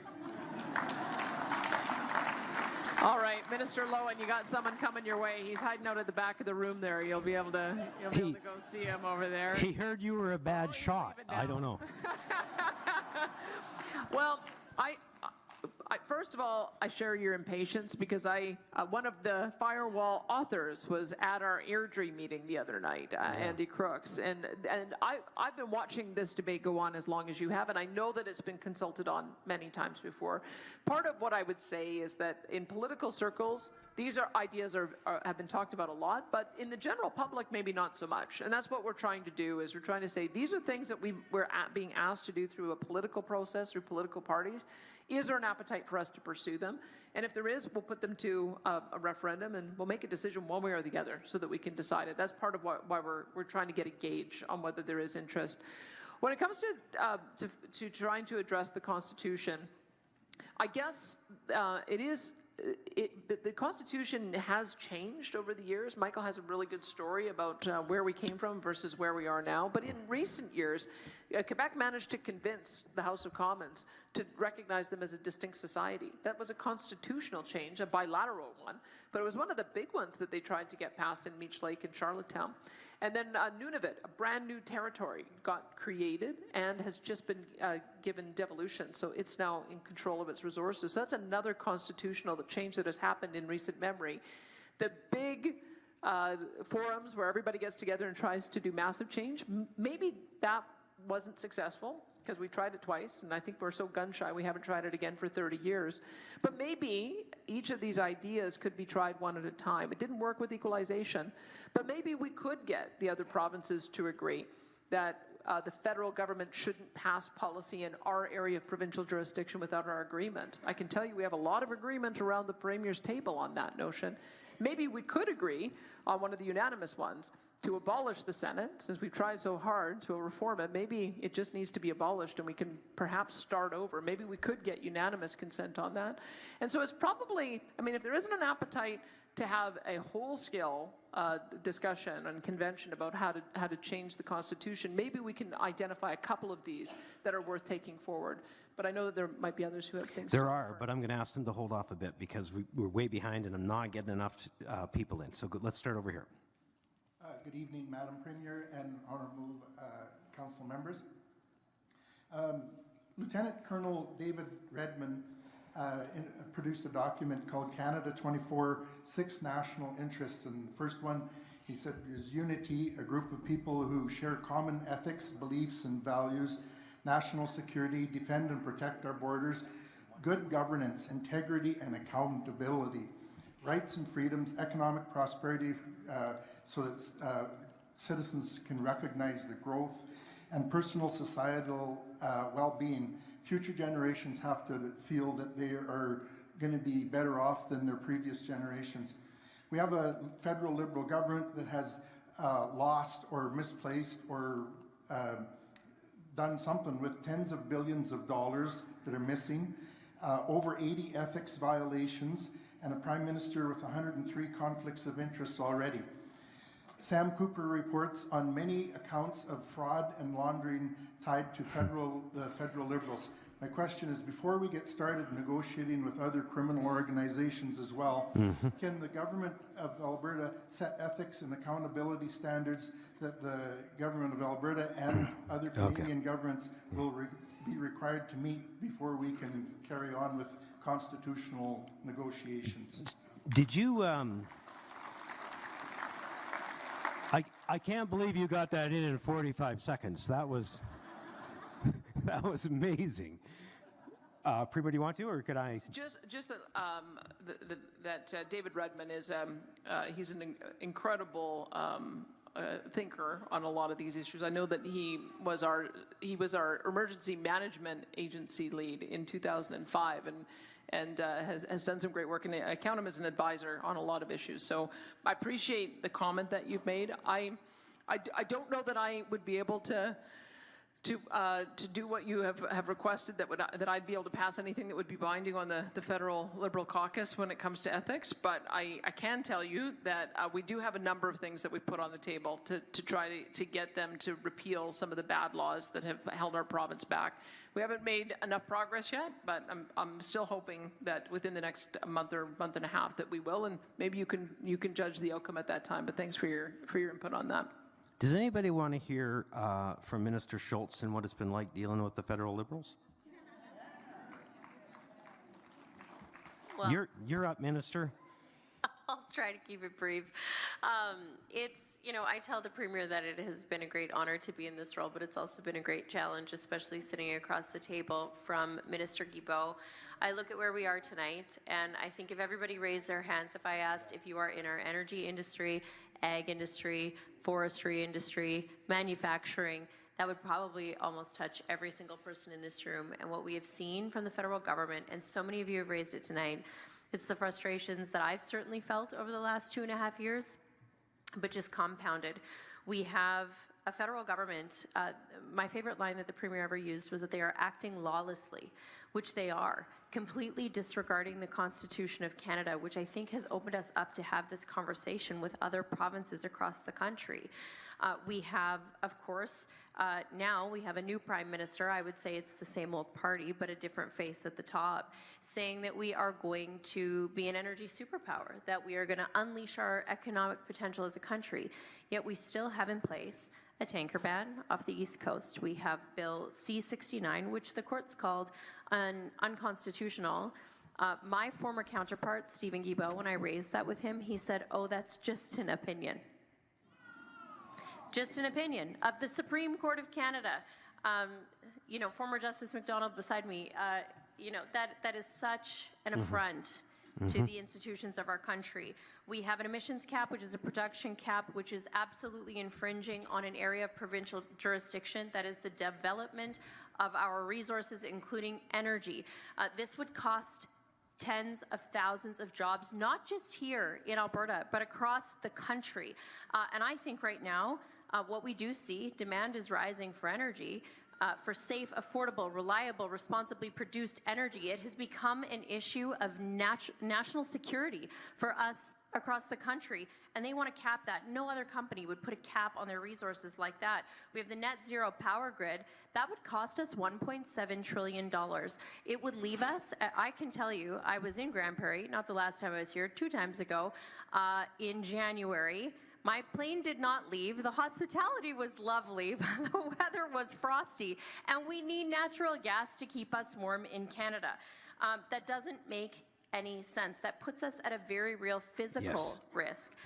We have methane regulations. I think when you were talking about ice cream, all I could think of was cattle, Bruce. They started with energy, and then they targeted ag. We see this. We saw it with fertilizer. We are here to power and feed the world, and it is so exceptionally frustrating when we have another level of government trying to limit our resources and then tell us what to do. To take our, I also put in an op-ed, we are tired of being the ATM of Canada. And so what I often tell people at these town halls that we're going to is just how grateful I am that we have the Premier we do right now, who, first of all, I think values this direct democracy.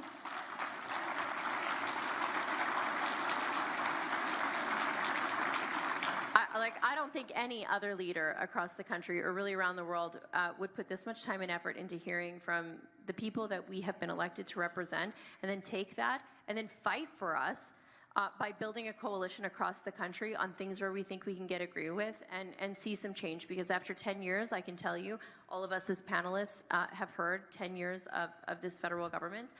There's a lot of frustration out there right now. You get to follow Minister Schultz tonight. Go ahead.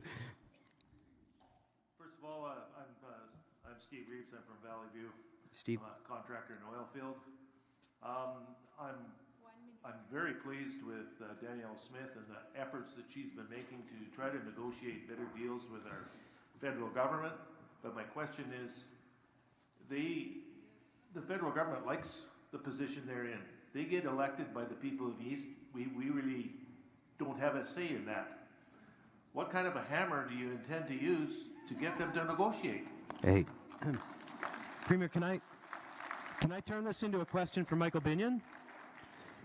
So, because we haven't heard from you on this one, and I know you're doing some work in this area. Yeah, so I think I've spent a lot of time in Quebec. I've been there probably 30 years to make a discovery and then not be allowed to produce it. I've spent a lot of time studying the culture there, and they have so successfully asserted themselves in the country. From 1840, when Lord Durham put his report out that we had to assimilate Quebec, they have been able to use the Canadian political system to assert themselves successfully since then, to protect their language, culture, take up all the possible room there is in the Constitution, plus more. And in the numbers, they have fewer numbers than us. The last election, Saskatchewan and Alberta sent 46 Conservatives to Ottawa. Quebec sent 44 Liberals. They're not outvoting us. They're just outperforming us in the federal game, or the politics of the federal game. And I'll just to keep it a bit shorter to get to, I guess, the point. First of all, Canada became independent of Great Britain through a process called responsible government, which is to say that, as Lord Durham put it out, that as people demonstrate the ability to responsibly govern themselves, then power should devolve closer to the people governed. This constitutional principle is alive and well today. It was a foundation of the Clarity Reference Act that said Quebec can secede under the exact same principles of responsible government on a democratic, responsible government. Alberta could do the same thing, but we have not asserted ourselves. And I have to tell you, I think the one young lady asking, how do we get people to look at us differently? I'm so tired of going down to Ottawa, or to Toronto, Ottawa, Montreal, Quebec, and they mock Alberta when I talk about how we're going to stand up for themselves. What's even worse, they mock me. And I hate that. When I say we're going to stand up for ourselves. And so what I really think is before we give up on a constitution, which might be the only one in the world that actually has a process for you to, through responsible self-government, gain more autonomy, potentially even full independence, just like Canada did from Britain. It's probably the only constitution in the world that allows that under the rule of law and under the constitutional principles. Before we give up on that, let's give this self-government thing a try. Let's have our own police. Let's manage our own money. Let's be proactive about trade. Let's co-manage immigration. Let's collect our own taxes. Let's do everything Quebec has done to assert its interests before we give up on this constitution. Thanks, Michael.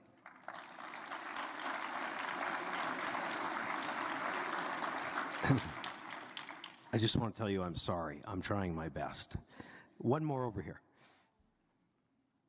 Firstly, my name is Peter. I've been here for 30 years. Firstly, I agree that the government of Alberta should proceed with all of the issues on the table here tonight. I agree with all of them. Secondly, I appreciate that you're trying to get a better deal from Ottawa, and you're doing a lot.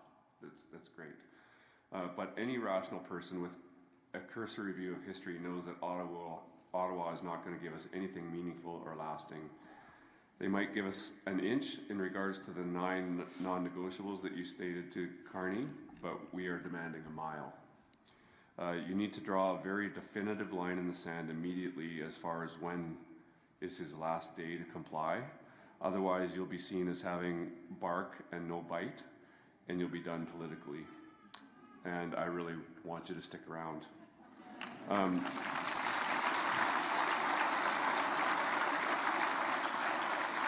There are many more systematic problems in this country than just those 9 items, and the only way to deal with most of them is to become an independent country and take as many other Western provinces with us as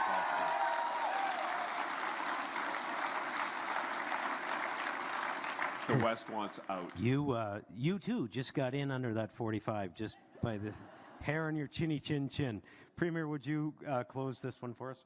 Well, I'll tell you where I started. So my starting point was that I wanted to see some changes in legislation by the time they came back into session. So they've come back into session just as of yesterday, or just as of earlier this week, September 15th. The Prime Minister and I have had a really good meeting of the minds on a lot of the things that I've put on the table. Not all of them, not yet, but we're kind of 80% in agreement, which is better than it was with the previous guy. But you've probably heard him say that he wants to have a second announcement on major projects by Grey Cup. So that's kind of my line in the sand, because I have told him that I believe that Justin Trudeau created the separatist uprising in Alberta, and the only way it's going to be addressed is if he undoes a lot of the terrible policies that happened under the Trudeau Liberals. And so I've been pretty clear about that, and I would say that if he doesn't, then there is already one referendum petition out there that is gaining signatures. The other referendum petition has to go before the court to get affirmed, and I gather that's happening in November. And if there isn't movement, then there is a mechanism that I believe different groups have decided to take on to try to put it to the people. And so I'm hoping that doesn't happen. I'm hoping that I'm able to convince Albertans that we have made enough progress with Canada that Canada can work and we can have a new relationship. But it does require that Prime Minister Carney make some serious actions. We have to get a bitumen pipeline. We have to get rid of the 9 bad laws. We have to restore our business investment climate. And as you mentioned, that's my short list. So there's a lot more things on that list. But that would be a good demonstration that we're undoing a lot of the damage that's been done to this province over the last 10 years. And November 16th is the date of the Grey Cup. So that's the new line. We hear you. Should Alberta take a lead role in working with other provinces to pressure the federal government to amend the Canadian Constitution to empower and better protect provincial rights? Who says yay? And who says nay? The yeas have it. Okay, the next video, we've got a couple left, and then another open discussion is on immigration reform. Our next topic is Alberta taking more control of the immigration system to counter Ottawa's open border policies, which are driving up the cost of living and are not aligned with the needs of Alberta's economy. In just over 100 years, Alberta's population has grown from a few 100,000 farmers, ranchers, and First Nations peoples to a province of over 5 million, with one of the most prosperous economies in the world. This great success story would not have been possible without new Albertans moving here from all over the world. That is why Alberta has always welcomed newcomers looking to contribute to our province's economic success and unique culture. And we always will. However, as all Canadians intuitively understand, the number of newcomers entering the country each year needs to be sustainable, and everyone wanting to come should be committed to upholding the Canadian values of hard work, love of freedom, and peaceful coexistence. Sadly, Justin Trudeau's Liberals upended Canada's immigration system for over a decade by instituting an open borders policy that permitted millions to enter Canada each year, often without any sort of proper vetting, job prospects, or needed employment skills. The results have been disastrous. Housing prices have skyrocketed. Unemployment keeps increasing as immigration outpaces job growth. And sadly, many of the divisions and disputes that plague other countries have begun making their way into ours. Further, Ottawa has ignored the request of Alberta to cut refugee claimants and student visas, and instead permit Alberta, like Quebec, to select a more sustainable and targeted number of economic migrants better able to contribute to our province's economy. What can Alberta do about the situation? Quite a bit, actually. You see, under the Constitution, immigration is a shared area of responsibility between the federal and provincial governments, which makes sense. Essentially, the federal government gets to decide who they let into Canada, but it's up to the provinces to provide the vast majority of the social programs that newcomers need. So obviously, we should have a say about who is coming here. If Alberta isn't satisfied with the number or economic qualifications of newcomers moving to our province, we may have the option to withhold provincial social programs to any non-citizen or non-permanent resident who does not have an Alberta-approved immigration status. This would likely encourage more sustainable numbers of immigration overall, while supporting the entry of newcomers that can contribute to our provincial economy. If Alberta went this direction, Ottawa could decide to fight Alberta on this issue in the courts, and there would be some additional costs in taking a more hands-on approach to immigration.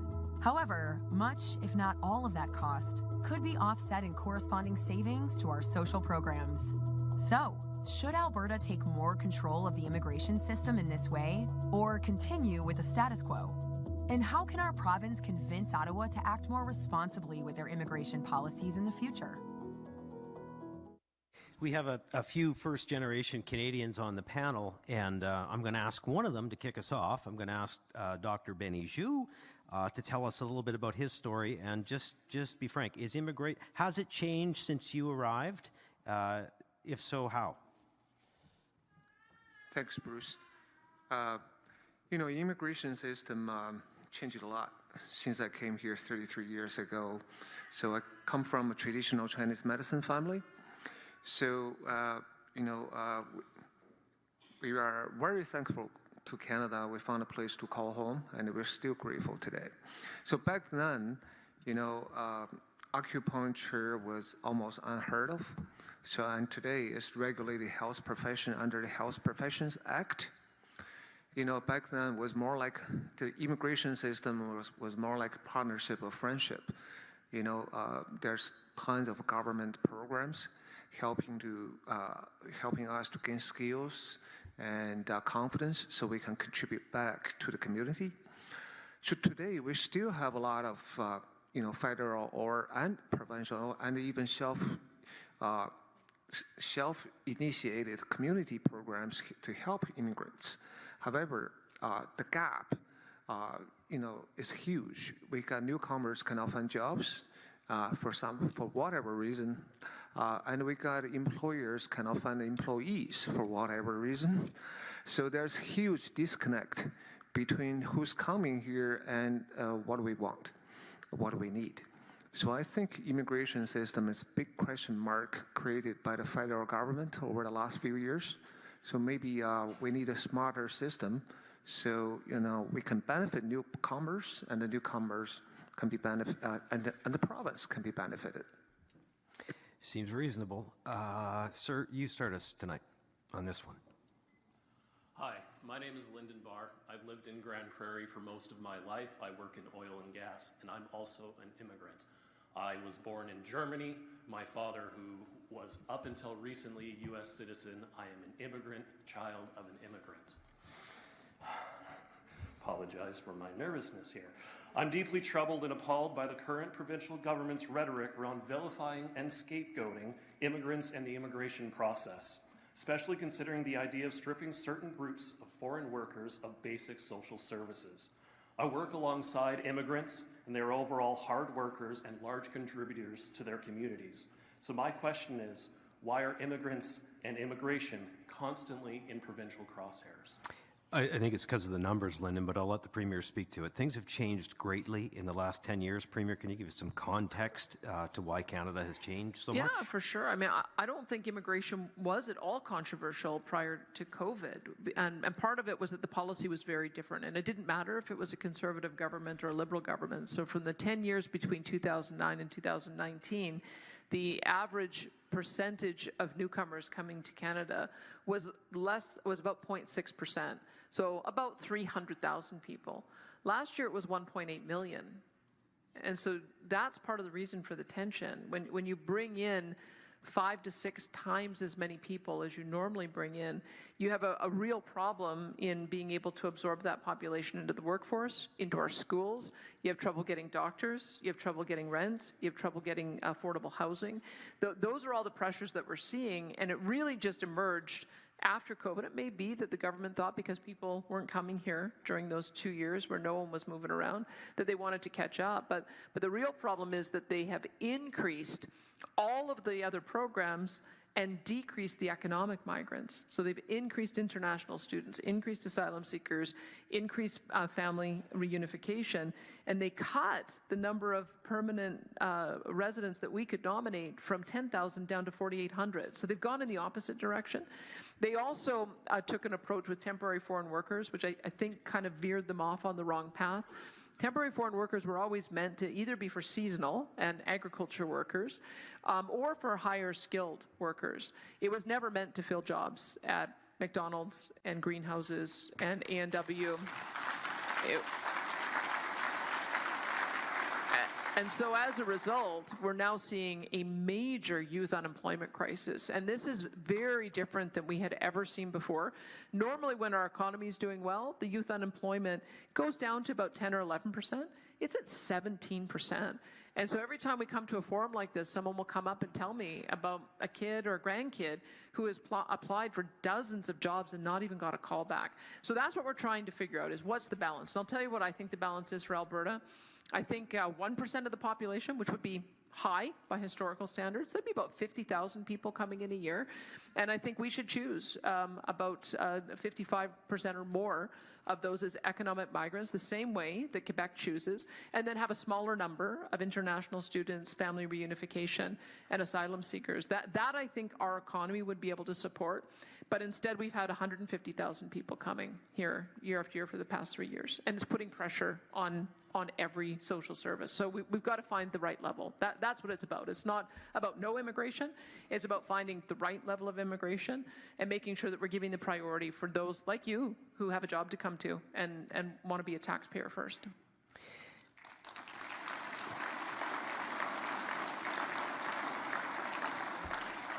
It's tough to add to that, but there's one point when you said the government's talking down to immigrants. By talking about the discussion, nobody's talking down to immigrants. We're talking down to a federal government who has lost complete control of the system and are trying to fix it. Over here. I'm Rick from Grand Prairie again. You covered one of my points there, Daniel. Thank you. I hired a 16-year-old kid just before school started. I just needed help for a few days. I'm self-employed in construction. And I asked him, why did you sit at home all summer? Why didn't you go to work? And he said, I applied at 53 places. I didn't get an interview because the government has programs for immigrants where they pay partial wages, so they won't hire. He said, none of my friends have jobs. So if we are doing that, and taking the work away from our young kids, we are creating a huge problem for the future. I am very in favor of immigration if we can do it at a sustainable rate where they don't take the housing from our seniors and don't take the jobs from our kids, and where we do it in a way that they integrate into our society. If we put too many into one place, they will not integrate. Thank you. I'm not allowed to talk about things that are off topic, but I might just say that we did just roll out a youth employment incentive last week. We're subsidizing businesses who will give kids a chance, age 15 to 24, $10 per hour to get them those jobs. And so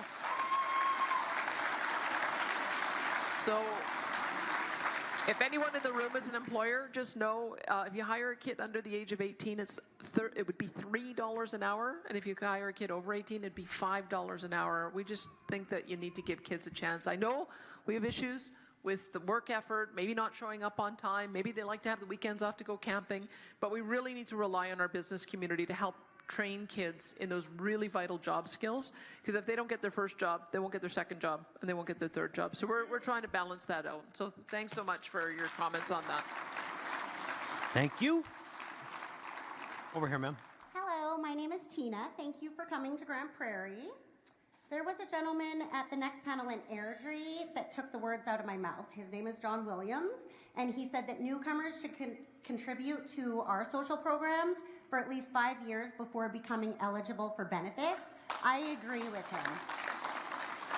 We also need to focus public resources on matters that directly affect Albertans and Canadians rather than funding or policing international demonstrations and protests.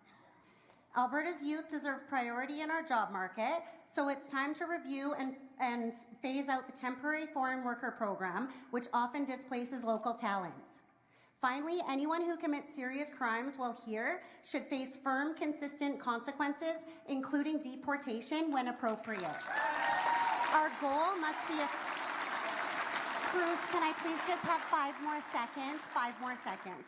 Our goal must be a fair system that balances opportunity for newcomers with strong support for Albertans. Thank you, Tina. Thank you. I don't know how much John paid you to mention his name. Happy birthday, John. Hi, I'm Sarah. I have 2 grandchildren in college, and when they try to get a job, they were denied because they were white, they were dark, and they were not LGBTQ. Help us out. How do these kids get jobs? They are going to college. Well, I would phrase this question like this, Premier. DEI ran off the rails, and you've asked your ministers to fix that. Do you want to touch on it? Well, you'll see a little bit more coming in the fall, but we certainly don't think that the kind of mandatory training in ideological subjects should be a requirement in universities and shouldn't be a requirement in our professional colleges. We're calling it the Peterson Law, the Jordan Peterson Law, because he had retraining because of because he had some mean tweets against Trudeau, but I think that's what a lot of young people are running up against, is that they feel like they have to hide their own views to be able to get the grades in school. I've heard of kids who feel that they have to write papers from a certain perspective in order to get higher marks, and it shouldn't be that way, because that makes a big difference in being able to get the referrals that you need to be able to get those first jobs as well. So we know that there's a linkage there, but I still think at the baseline, when I look at my own history, I started off babysitting my kids, or my siblings, and then someone down the street knew that I was a babysitter, so I started babysitting for them, and then they gave me a reference so I could work at the bingo hall, and then they gave me a reference so I could work at McDonald's, and then they gave me a reference so I could work at a Cannery Row seafood restaurant, and then I was off to the races in getting into university. And so I bet every single one of us has a story of what our first job was. Imagine being in your 20s and not having a first story of your first job. Imagine just how much you've missed out on in the things that you need to learn. And so that's why we really think it's very, very important to send that message. Let's get these young people attached to a first job. They'll learn some things, they'll learn some skills that will be able to help them as they get into college and beyond.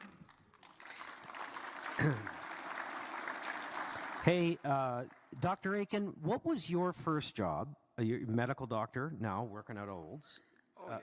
Tell us a bit about your story and when you arrived in Canada. My story, my name is Dr. Akino Sequad. I'm a family doc. I currently work out of Didsbury. And I moved out from England about 12 years ago to Alberta. And what attracted me was energy security, food security. I could get a job, I could buy a house. And it's been an amazing experience. And I think that's what the opportunity that Alberta offers. That unique opportunity that works for people that want to contribute and a system that is welcoming. And I think, Alberta, hand on my heart, is one of the best places to live. People are kind, they are generous, they are wonderful. But I think the generosity has been taken for granted. I think we had the envy of the world immigration system that valued people that wanted to contribute. That was a merit-based system. Everybody wanted to replicate what we were doing. And then 2020 came, and there's this open border, unvetted, unregulated, uncontrolled immigration system, not looking at what the resources are, what the provinces had to be able to look after those numbers. And a huge surge in population that is impacting housing, healthcare, education, social services. And my thought is that I think we need to go back to what used to be, which is a regulated immigration system. Our Premier mentioned the fact that Section 95 of our Constitution talks about immigration, that actually the provinces should take the lead on immigration. And only from time to time should the federal government be getting involved. I think it's time to kick out federal government from immigration. We need Alberta. We need the provinces determining the numbers, the scale, the type of immigration, not Ottawa determining that, because we need to protect our young individuals, our young people that are struggling to get ahead, struggling to get their first jobs. My first job, where I worked in a care agency, looking after elderly people, and I'm proud of it. That was what started me on my career to becoming a doctor. And we need to give that opportunity so that we don't rob future generations of Albertans from that opportunity to get their first job. And particularly as a male, it's affecting young men. Those are our brothers, those are our sons, those are our future dads. They need those opportunities to get into the workplace and develop those life skills. Thank you. Yes. Go ahead, sir. Hi, I'm Barry from Peace River. A lot of what I was going to say has already been said or mentioned in the video. I do know a lot of immigrants who worked hard to get here and to get to where they are, and they disagree with the way the federal government are letting immigrants in now. They want them out. I myself have 3 sons, 25 and under, who cannot get a job that can support themselves or minimum wage part-time jobs, just trying to make a living at home, paying no bills. They can't get a full-time job because there's too many immigrants. Hospitals are full, schools are full, rentals are full, we're full. It's time to act now. Yeah. Well, I will point out as we go to the other microphone that we've had people say at some of the other town halls, 1.8 million is the number that's reported. Some question whether that is the actual number. I guess there's no way to determine that, but it's reality, I think. Go ahead. Well, first of all, my name's Shauna Larondel. I've been here for years, living here. I own a company, Stuckey's Upholstery, which I have taken advantage of many of these hiring Indigenous people. I have hired foreign workers for 25 years, or maybe even more, so I know the system. I have no problem with immigrants coming in here that want to contribute, that want to pay taxes, that want to come into the culture that we have, our ethics and morals. If we let them in, because I also travel to other countries, there's no way when I travel to these other countries would they ever allow me to come and take a job over one of their people that live in that country.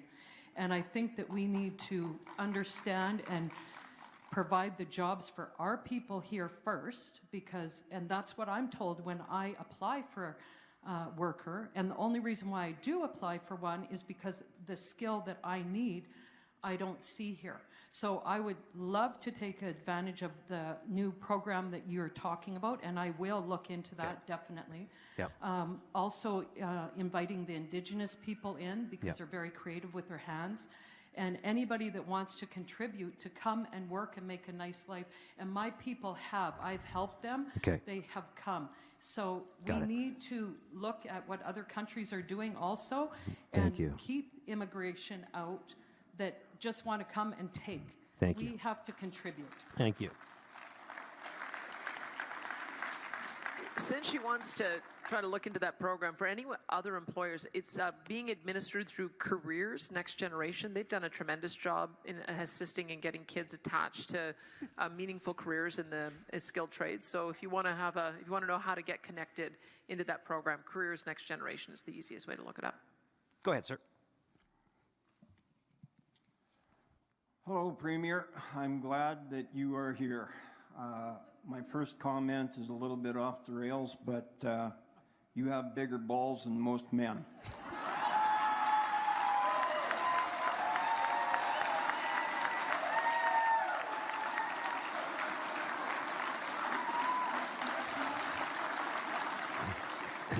You might want to be careful saying that this day and age, but I think she is fairly secure in her identity. Touche. Now, my comments toward this problem, and I'm almost out of time because of my comment. No, you can keep going, sir. Anyway, I just turned 65, so I have a little bit of interest in the old age security and kind of the pension plan. But I'm also third generation farmer rancher from this area living on the same land.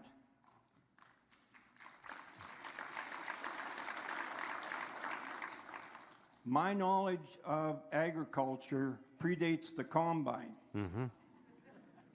As a youngster, I shoveled grain in the granary to keep it away from the spout coming from the thrashing machine that was driven by a farm all-lamb tractor. The team and wagon troops that we had developed from foreign workers at the time, indigenous workers at the time, and local labor would bring the harvest in. I grew up with a great respect of our First Nations people, and I must claim that I have a hard time not calling them Indians because that's what they proclaim themselves as. I need to speed you up now. And hey, I've been around a while. So I'm growing a beard. But anyways, my comment at the root of this is all of those people that I grew up with, that I worshiped with, that I celebrated with, all the foreigners and the indigenous had one dream: to be Canadian. They left their strife and their political woes behind with the dream of coming to a promised land. Amen. And in today's immigration, we have far too much entitlement. Yes. To be Canadian without the virtue of wanting to be Canadian. I think that was worth giving you 15 minutes.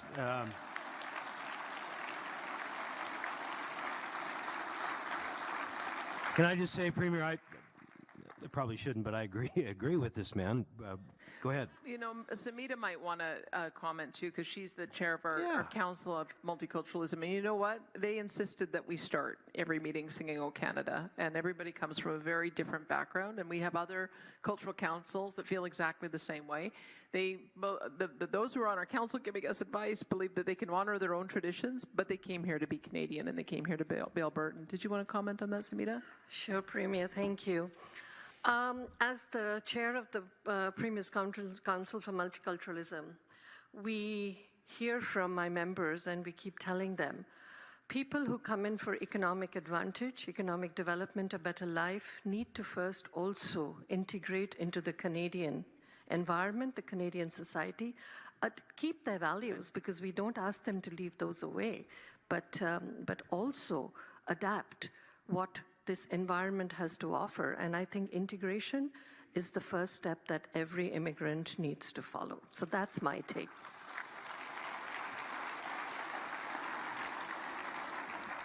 Bruce, is it my turn to sort of talk about the other stuff? Sumita, nobody listens to me anyway, so just carry on. I've been making some notes through all the 9 or 10 town halls I've been attending, and I'd like to share those notes. So, Bruce, you have to be a little bit patient with me today, okay? Do I have a choice?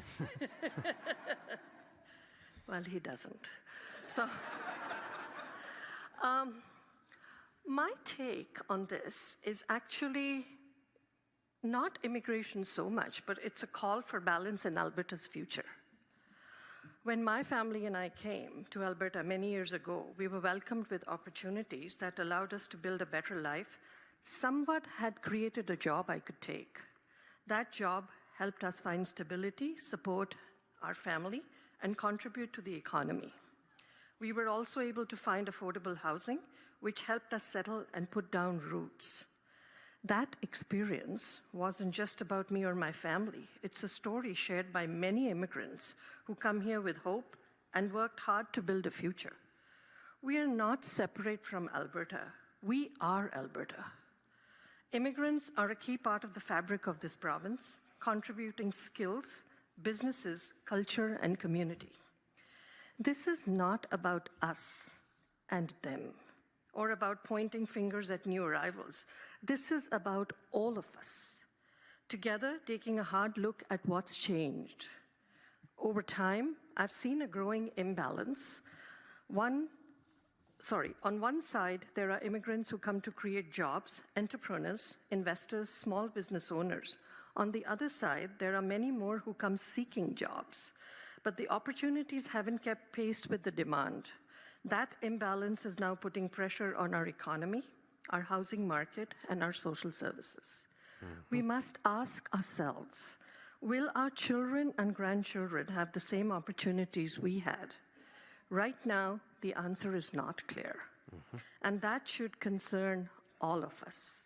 I believe it's time to have an honest conversation, not to close doors, but to put thoughtful checks and balances in place, both on international immigration and interprovincial migration.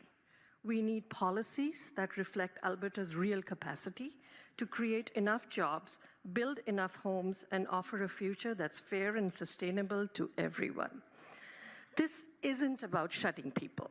This isn't about shutting people, I repeat. It's all about making sure that when people come, we have the right systems in place and to support them and to support those who are already here. Let's work together towards a future where opportunity is something we can pass on just as it was passed on to us. Thank you.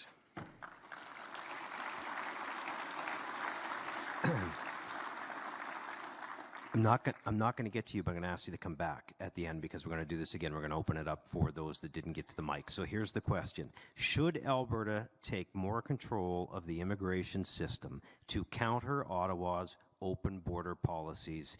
Who says yes? Who says no? The final video that we're going to watch is on provincial tax collection. Our next topic is the option of Alberta collecting all provincial personal income taxes, rather than having Ottawa do it for us.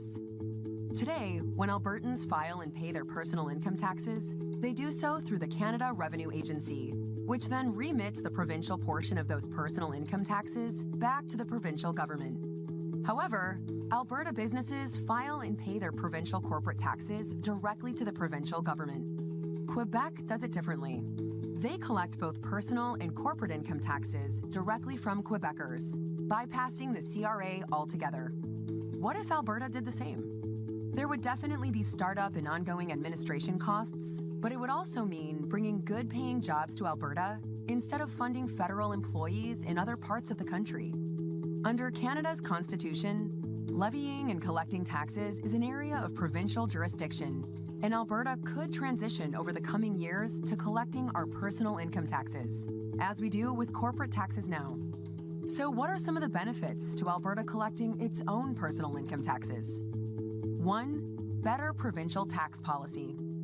Currently, Alberta sets its own tax rates and credits, but definitions and treatments of income are still largely tied to federal rules, which limits our flexibility to implement more effective and competitive tax policy. We saw this recently when the federal government changed the rules on capital gains for doctors and other professionals, and Alberta was effectively forced to follow those same rules as it related to provincial personal income taxes. If Alberta were to collect its own taxes, we could tailor our entire tax framework to better reflect our economic realities and provincial policy goals, while declining federal changes to certain portions of tax policies that detrimentally affect provincial income tax policy. This could open the door to streamlining calculations and simplifying provincial income taxes for Alberta residents. 2. Jobs and economic opportunity at home. Collecting our own taxes would also mean establishing the infrastructure and staffing to support it, creating thousands of good, high-paying jobs right here in Alberta, instead of funding positions in Ottawa or other provinces. 3. More Alberta, less Ottawa. By moving away from the federal administration of the CRA and collecting provincial income taxes by ourselves, Alberta can exercise more direct control over a core aspect of self-government, thereby increasing our provincial independence from Ottawa. But there are also potential drawbacks to consider. 1. A long-term commitment. Establishing Alberta's own personal income tax collection agency would not happen overnight. Estimates suggest it could take up to 5 years to fully build out the necessary systems and staffing. This would be a major logistical undertaking that would require a sustained commitment from Albertans and their government. 2. Significant financial investment. The estimated cost to implement Alberta's own tax agency ranges from $750 million to $1.5 billion over several years. Once operational, the system could cost up to $750 million annually and require hiring as many as 5,000 new public employees. These are substantial expenses that must be weighed against the benefits. 3. Potential for added complexity. There are also practical implications for taxpayers and businesses. Albertans would need to file separate federal and provincial tax forms, although online filing would likely ease that burden. There may also be increased complexities for businesses and Albertans working in different provinces throughout the year. Now, tell us what you think about the idea of Alberta collecting its own personal income taxes. Okay, whether it's this topic or one of the others that you didn't quite get to the mic on because the moderator did not keep things on time, come up now and we'll do our best to get to as many as we can. How about that? And you go ahead, sir. Kick us off. Hello, my name's Eric Gabori. I am born in Alberta. My family has been here since pre-Dominion. My parents emigrated to Alberta from Quebec. And I'm going to quote Dr. Michael Savage, you don't have a country without borders, language, and culture. And we're losing our culture because of the immigration policies that are in place. And the one thing that lacks in this is accountability, and the federal government relying on NGOs to run their departments. We should have a moratorium on immigration other than skilled workers that we need, especially when the federal government uses the Open Societies Foundation to run their immigration department and are now under investigation for RICO charges. Thank you for your comments. Thank you for your comments. Over here. So for the last 2 hours, we sat here and we talked and listened about how we feel the Canadian government is doing our province wrong, and I 100% agree that they are. I guess my question is, and it's for Danielle, on Grey Cup, when Trojan Horse Carney does the Lucy from Charlie Brown and pulls the football away, do you got my back? Hey, before you answer that question, Premier, thank you. we were talking in the back beforehand about the Prime Minister. I'm not going to overshare, I promise, don't get nervous. But we were talking about this, and Stephen Buffalo beside me said, I feel like he's going to do the Lucy to Charlie Brown on us. He did. And I said, you should use that tonight. And somebody else did. So, Premier, he's got a good point. Well, people are nervous. What do you think a win looks like? I mean, I guess I framed the win as them either revising or repealing the 9 bad laws, getting us a bitumen pipeline to the West Coast, and supporting the Pathways project, because Pathways has been advocating that project for a number of years. That's to reduce carbon emissions, because that matters to a lot of the customers in Europe and Asia. If we can get those 3 things, then I don't think that that's a Lucy move. I 100% agree. I agree with all the things we're talking about today. Fortune favors the brave. Keep that in mind. But again, we are a positive net contributor to everything financially Canada, and we have about this much say. Yeah. You've got all the faith in the world that the provinces are going to back you and do stuff like this. Yeah. I've lived a long life. I've lived with Liberal government most of my life. I've lived with the other provinces most of my life, and they don't change. They've been doing the same thing to Alberta. The farmers that came here and settled in 1905, the first thing they started to do is screwing them over. They had to bring their equipment from Eastern Canada so that they tariffed the U.S. equipment, even though it cost them more money. They had to put it on a train that came out of the east to send the profitability back. This is all in Alberta in the 21st century by Ted Byfield. It's a great read. Read every edition, and it shows you how this Confederation has treated Alberta since the very beginning. Why would I think... It's going on 3 minutes, so we kind of got to wrap it up. Hey, gotcha, man. Very passionate. Like, nobody is arguing with you. We agree. We're just giving it our best shot here for the last time, and we'll hopefully get some results. Let's go to this one.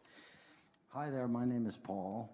I live in Grand Prairie here. My question to the panel is, we're talking referendums on separation and everything else, and we're battling it out with Ottawa. Is there any danger of becoming the 51st state? And what's your side? Well, I've said that. I mean, remember, we weren't treated very well by the United States a few years ago when Joe Biden canceled the Keystone XL pipeline within minutes of getting elected, and I don't know. I don't know what would happen if there was President Gavin Newsom or one of the other Democrat contenders. I just don't think that Alberta benefits from trading off an Ottawa that doesn't listen for a Washington that doesn't listen, and so I'm not enthusiastic about that as an option. They can be our friends, but I don't want to move in together.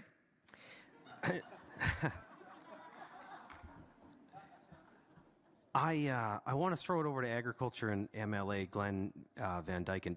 Glenn, I don't think I could harrow the ground you've plowed in agriculture. What do you make of what we've chatted about tonight? Boy, we've heard a lot tonight, Bruce. I think we started out with equalization and one individual come to the mic quite happily to share with the rest of Canada, which is a good way forward for her.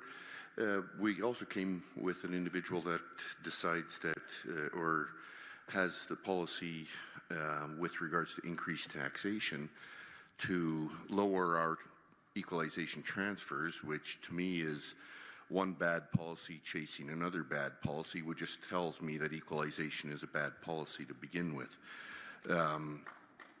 Another individual wondering what the hammer is, and I do believe the hammer is money at the end of the day. The federal government has a huge dilemma on their hands. We have a productivity problem within our country, and they have a spending problem. They need to create wealth somehow, and they will come to their senses sooner or later that wealth is generated with the resources that are available in this country.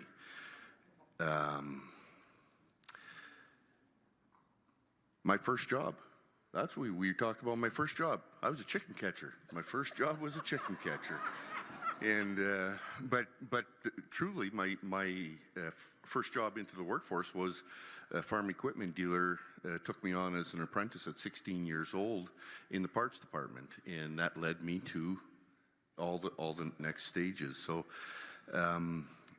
but seriously, with regards to Alberta sovereignty within a united Canada, I think what Michael Binion has talked about with regards to responsible self-government, the model that's before us with Quebec, a nation within a nation, I think it is definitely worth moving down these roads. The discussions we've had tonight are essentially about opportunities that are available to us as Albertans within the current Constitution, the Alberta Police Force, the pension plan. All of these things are available to us under the current Constitution. And I believe in Alberta, I believe in Albertans, and I believe that we can get this done. And a nation within a nation is an answer to a lot of the concerns that we have going forward. So that's kind of my wrap on it, Bruce, but it looks like we're in a good position in Alberta to lead the country again. You're here.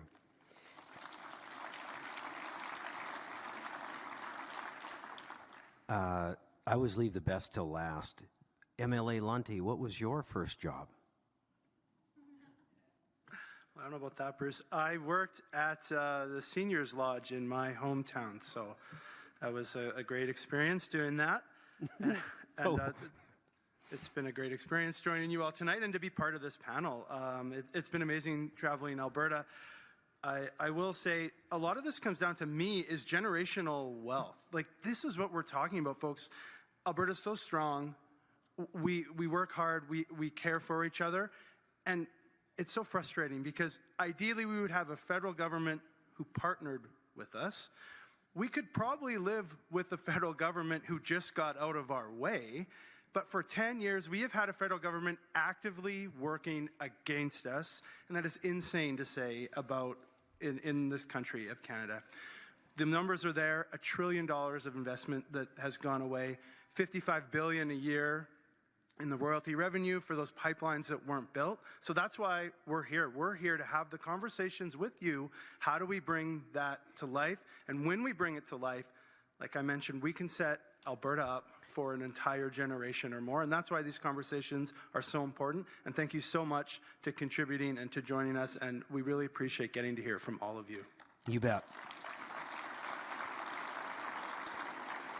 You bet. And the only thing I would raise about your comments, Brandon, is those of us that are way older would say it's been way more than 10 years that we've been putting up with these guys, for sure. I know you agree with that, but thinking back to the NEP, let's get to as many microphones as we can back and forth here. Go ahead. My name is Attila Siska, and I'm from Grand Prairie. And I just have a statement to tell you guys that I appreciate every one of you up here fighting for us and taking this initiative and trying to get the change. I understand what the goal is here is to get the control back to Alberta. I just ask that if this doesn't go our way, because it's going to be a fight, I don't see why Canada would want to give up the golden goose that Alberta is, that we have a plan B. Yep. And then secondly, my question is on immigration. Have we ever considered propping up the value of young families, getting married, having kids, building our own generations here instead of relying on immigrants, provide...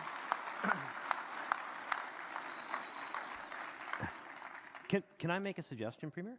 Would you mind taking down some of these questions so that we can roll through these? Yeah, why don't we just see how many we can get to? I'll take notes. You got it. You got it. Okay, let's go over here. And by the way, if you've been to a mic, I'm going to ask you to go to the back of the line so that the people that haven't been to the mic can come up first, okay? Over here. Great, thank you, Charles Backman. I came here many years ago for 2 years, and I stayed. It came from BC.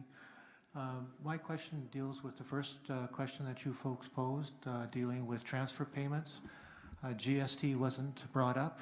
Many years ago, it was introduced at 7%. When Harper was in Ottawa, he reduced it down to 5%. With the increasing deficits in the Liberal government, the question is, they're going to have to look after a cash grab. What can you folks do to reduce the amount of increase that's going to be applied to everybody? And then second of all, how can you go about getting Alberta's share of that extra revenue that's going to go to Ottawa coming back. We're a wealthy province. We're going to be sending a lot of money out there. Thank you. Yeah, for sure. Already are, you bet. Over here. So my name is Samantha Stanky. I'm from Valley View, Alberta as well, home of Minister Todd Lowen. Maybe why I got a moose tag this year. Daryl, check us out. I just want to make a comment on the last video. So it's a great start, and I'm so thankful for the government and for everything that you're doing in this. I want to draw a couple comparisons.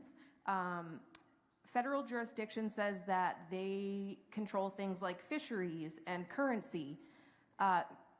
We have a very capable minister here who deals with fisheries. We don't need them to tell us, so we shouldn't pay them for that service. So I think we should actually just collect everything. We will decide what the federal government gets back from us. It's time to start giving them the crumb that they deserve, and we will decide.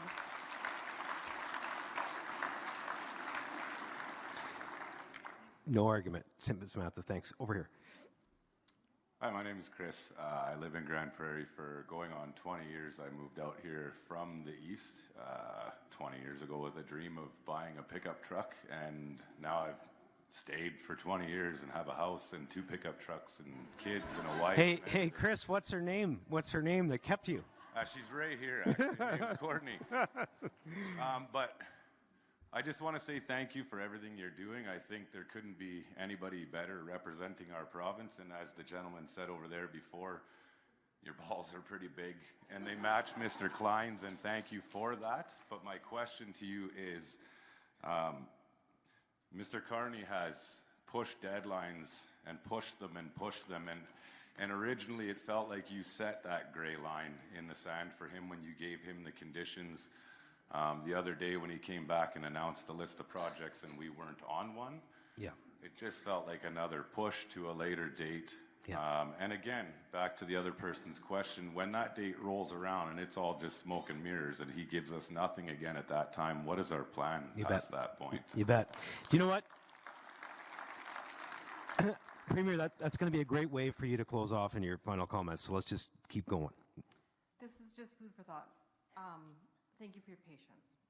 The bilateral child care agreement with the federal government. Minister Schultz, is this what you expected when you signed it? I have worked in the sector for 25 years, and since Minister Schultz, I have lost track of the ministers and the ministries in charge of children as they've been changed so many times. The bald guy, the red-haired guy, the guy that was there before, and now the new guy.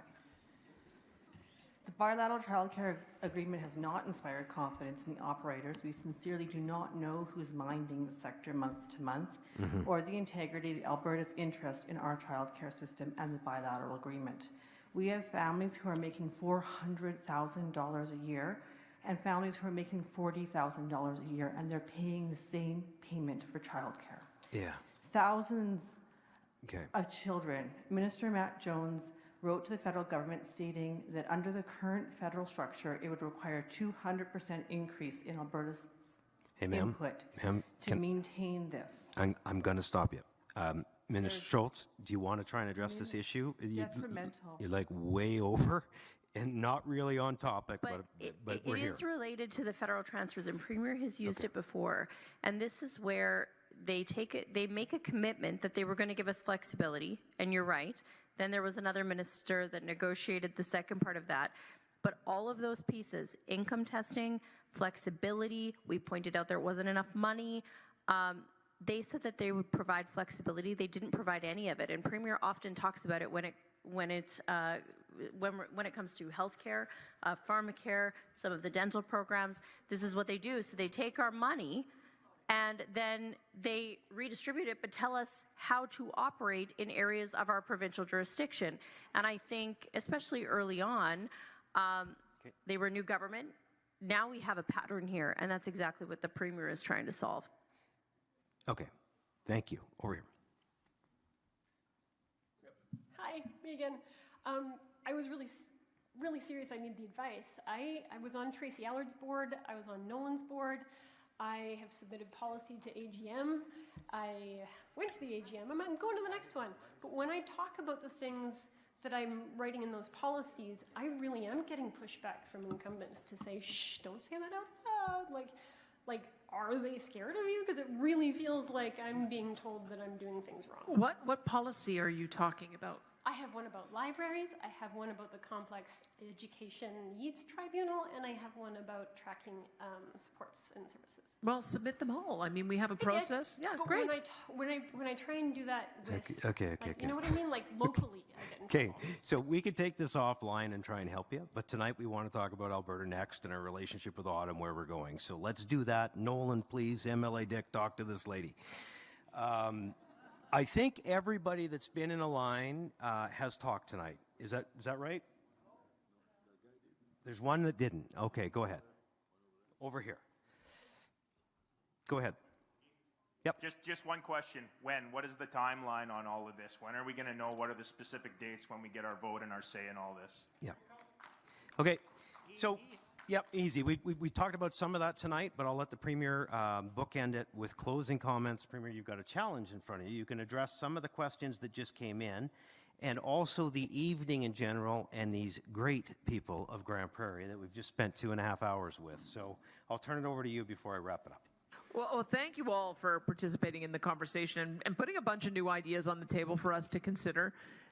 We have to kind of, because we've got a constitutional framework, some of the ideas, though I love them, like collecting all the taxes and then just submitting to Ottawa the share that they are owed for their areas of jurisdiction. That's more like a European Union style of tax collection, and I love it. However, the feds have not agreed to that with Quebec, so we may just have to collect our own share and then see where it goes from there. But I guess that's the question that we're having here is, at what point do we start taking on more of these duties? And maybe we couldn't when we first became a province. I think somebody mentioned that there were 70,000 people in Alberta in 1905, and maybe we couldn't when we went bankrupt through the 1930s, and maybe we couldn't when we only had 1 or 2 million people. But now we're 5 million people, and we're the third largest economy, and we've got $9 trillion worth of value below our feet that everybody in the world wants. So maybe now is the time to act on the ideas that have been talked about for the last 20 or 30 years. That's why we're asking you what you think. The question about the frustration around social programs, all I would say is to reinforce what Minister Schultz said, is this is the pattern that the government does. They overtax us, and then they trickle money back to us based on their requirements for our program, oftentimes making them more expensive, and then as they get more and more expensive, we're just stuck with the tab and they continue to take the dollars. And that's the foundational problem with the relationship that we have, is they don't trust us to deliver the programs, and so then they tell us how to do it, and then they shortchange us, and they take the extra so that they can spend it in, let's face it, places that are more likely to vote Liberal. That's often what has happened over the last number of years, and that's what it perpetuates the imbalance that everybody out west feels, and in Alberta in particular.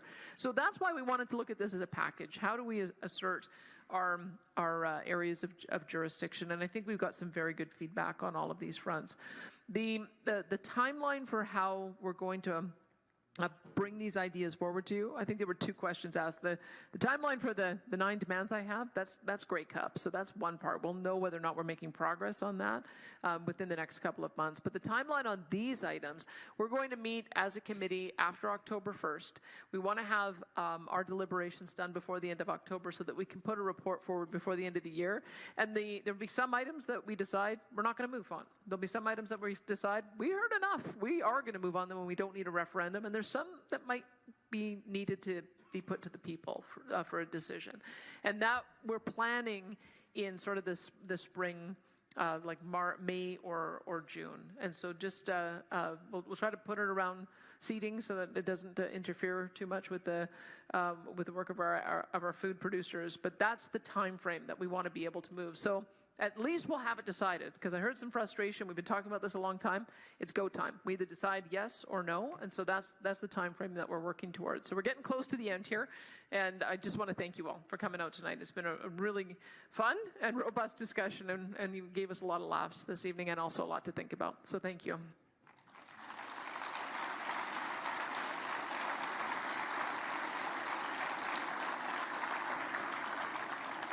I do get the last word. I do get the last word. All I wanted to say was it's been an observation that when you bring some of these difficult discussions up, some on the left side of the political scale don't want you to talk about them. But what we have found by traveling out about Alberta is this is exactly what we should be doing.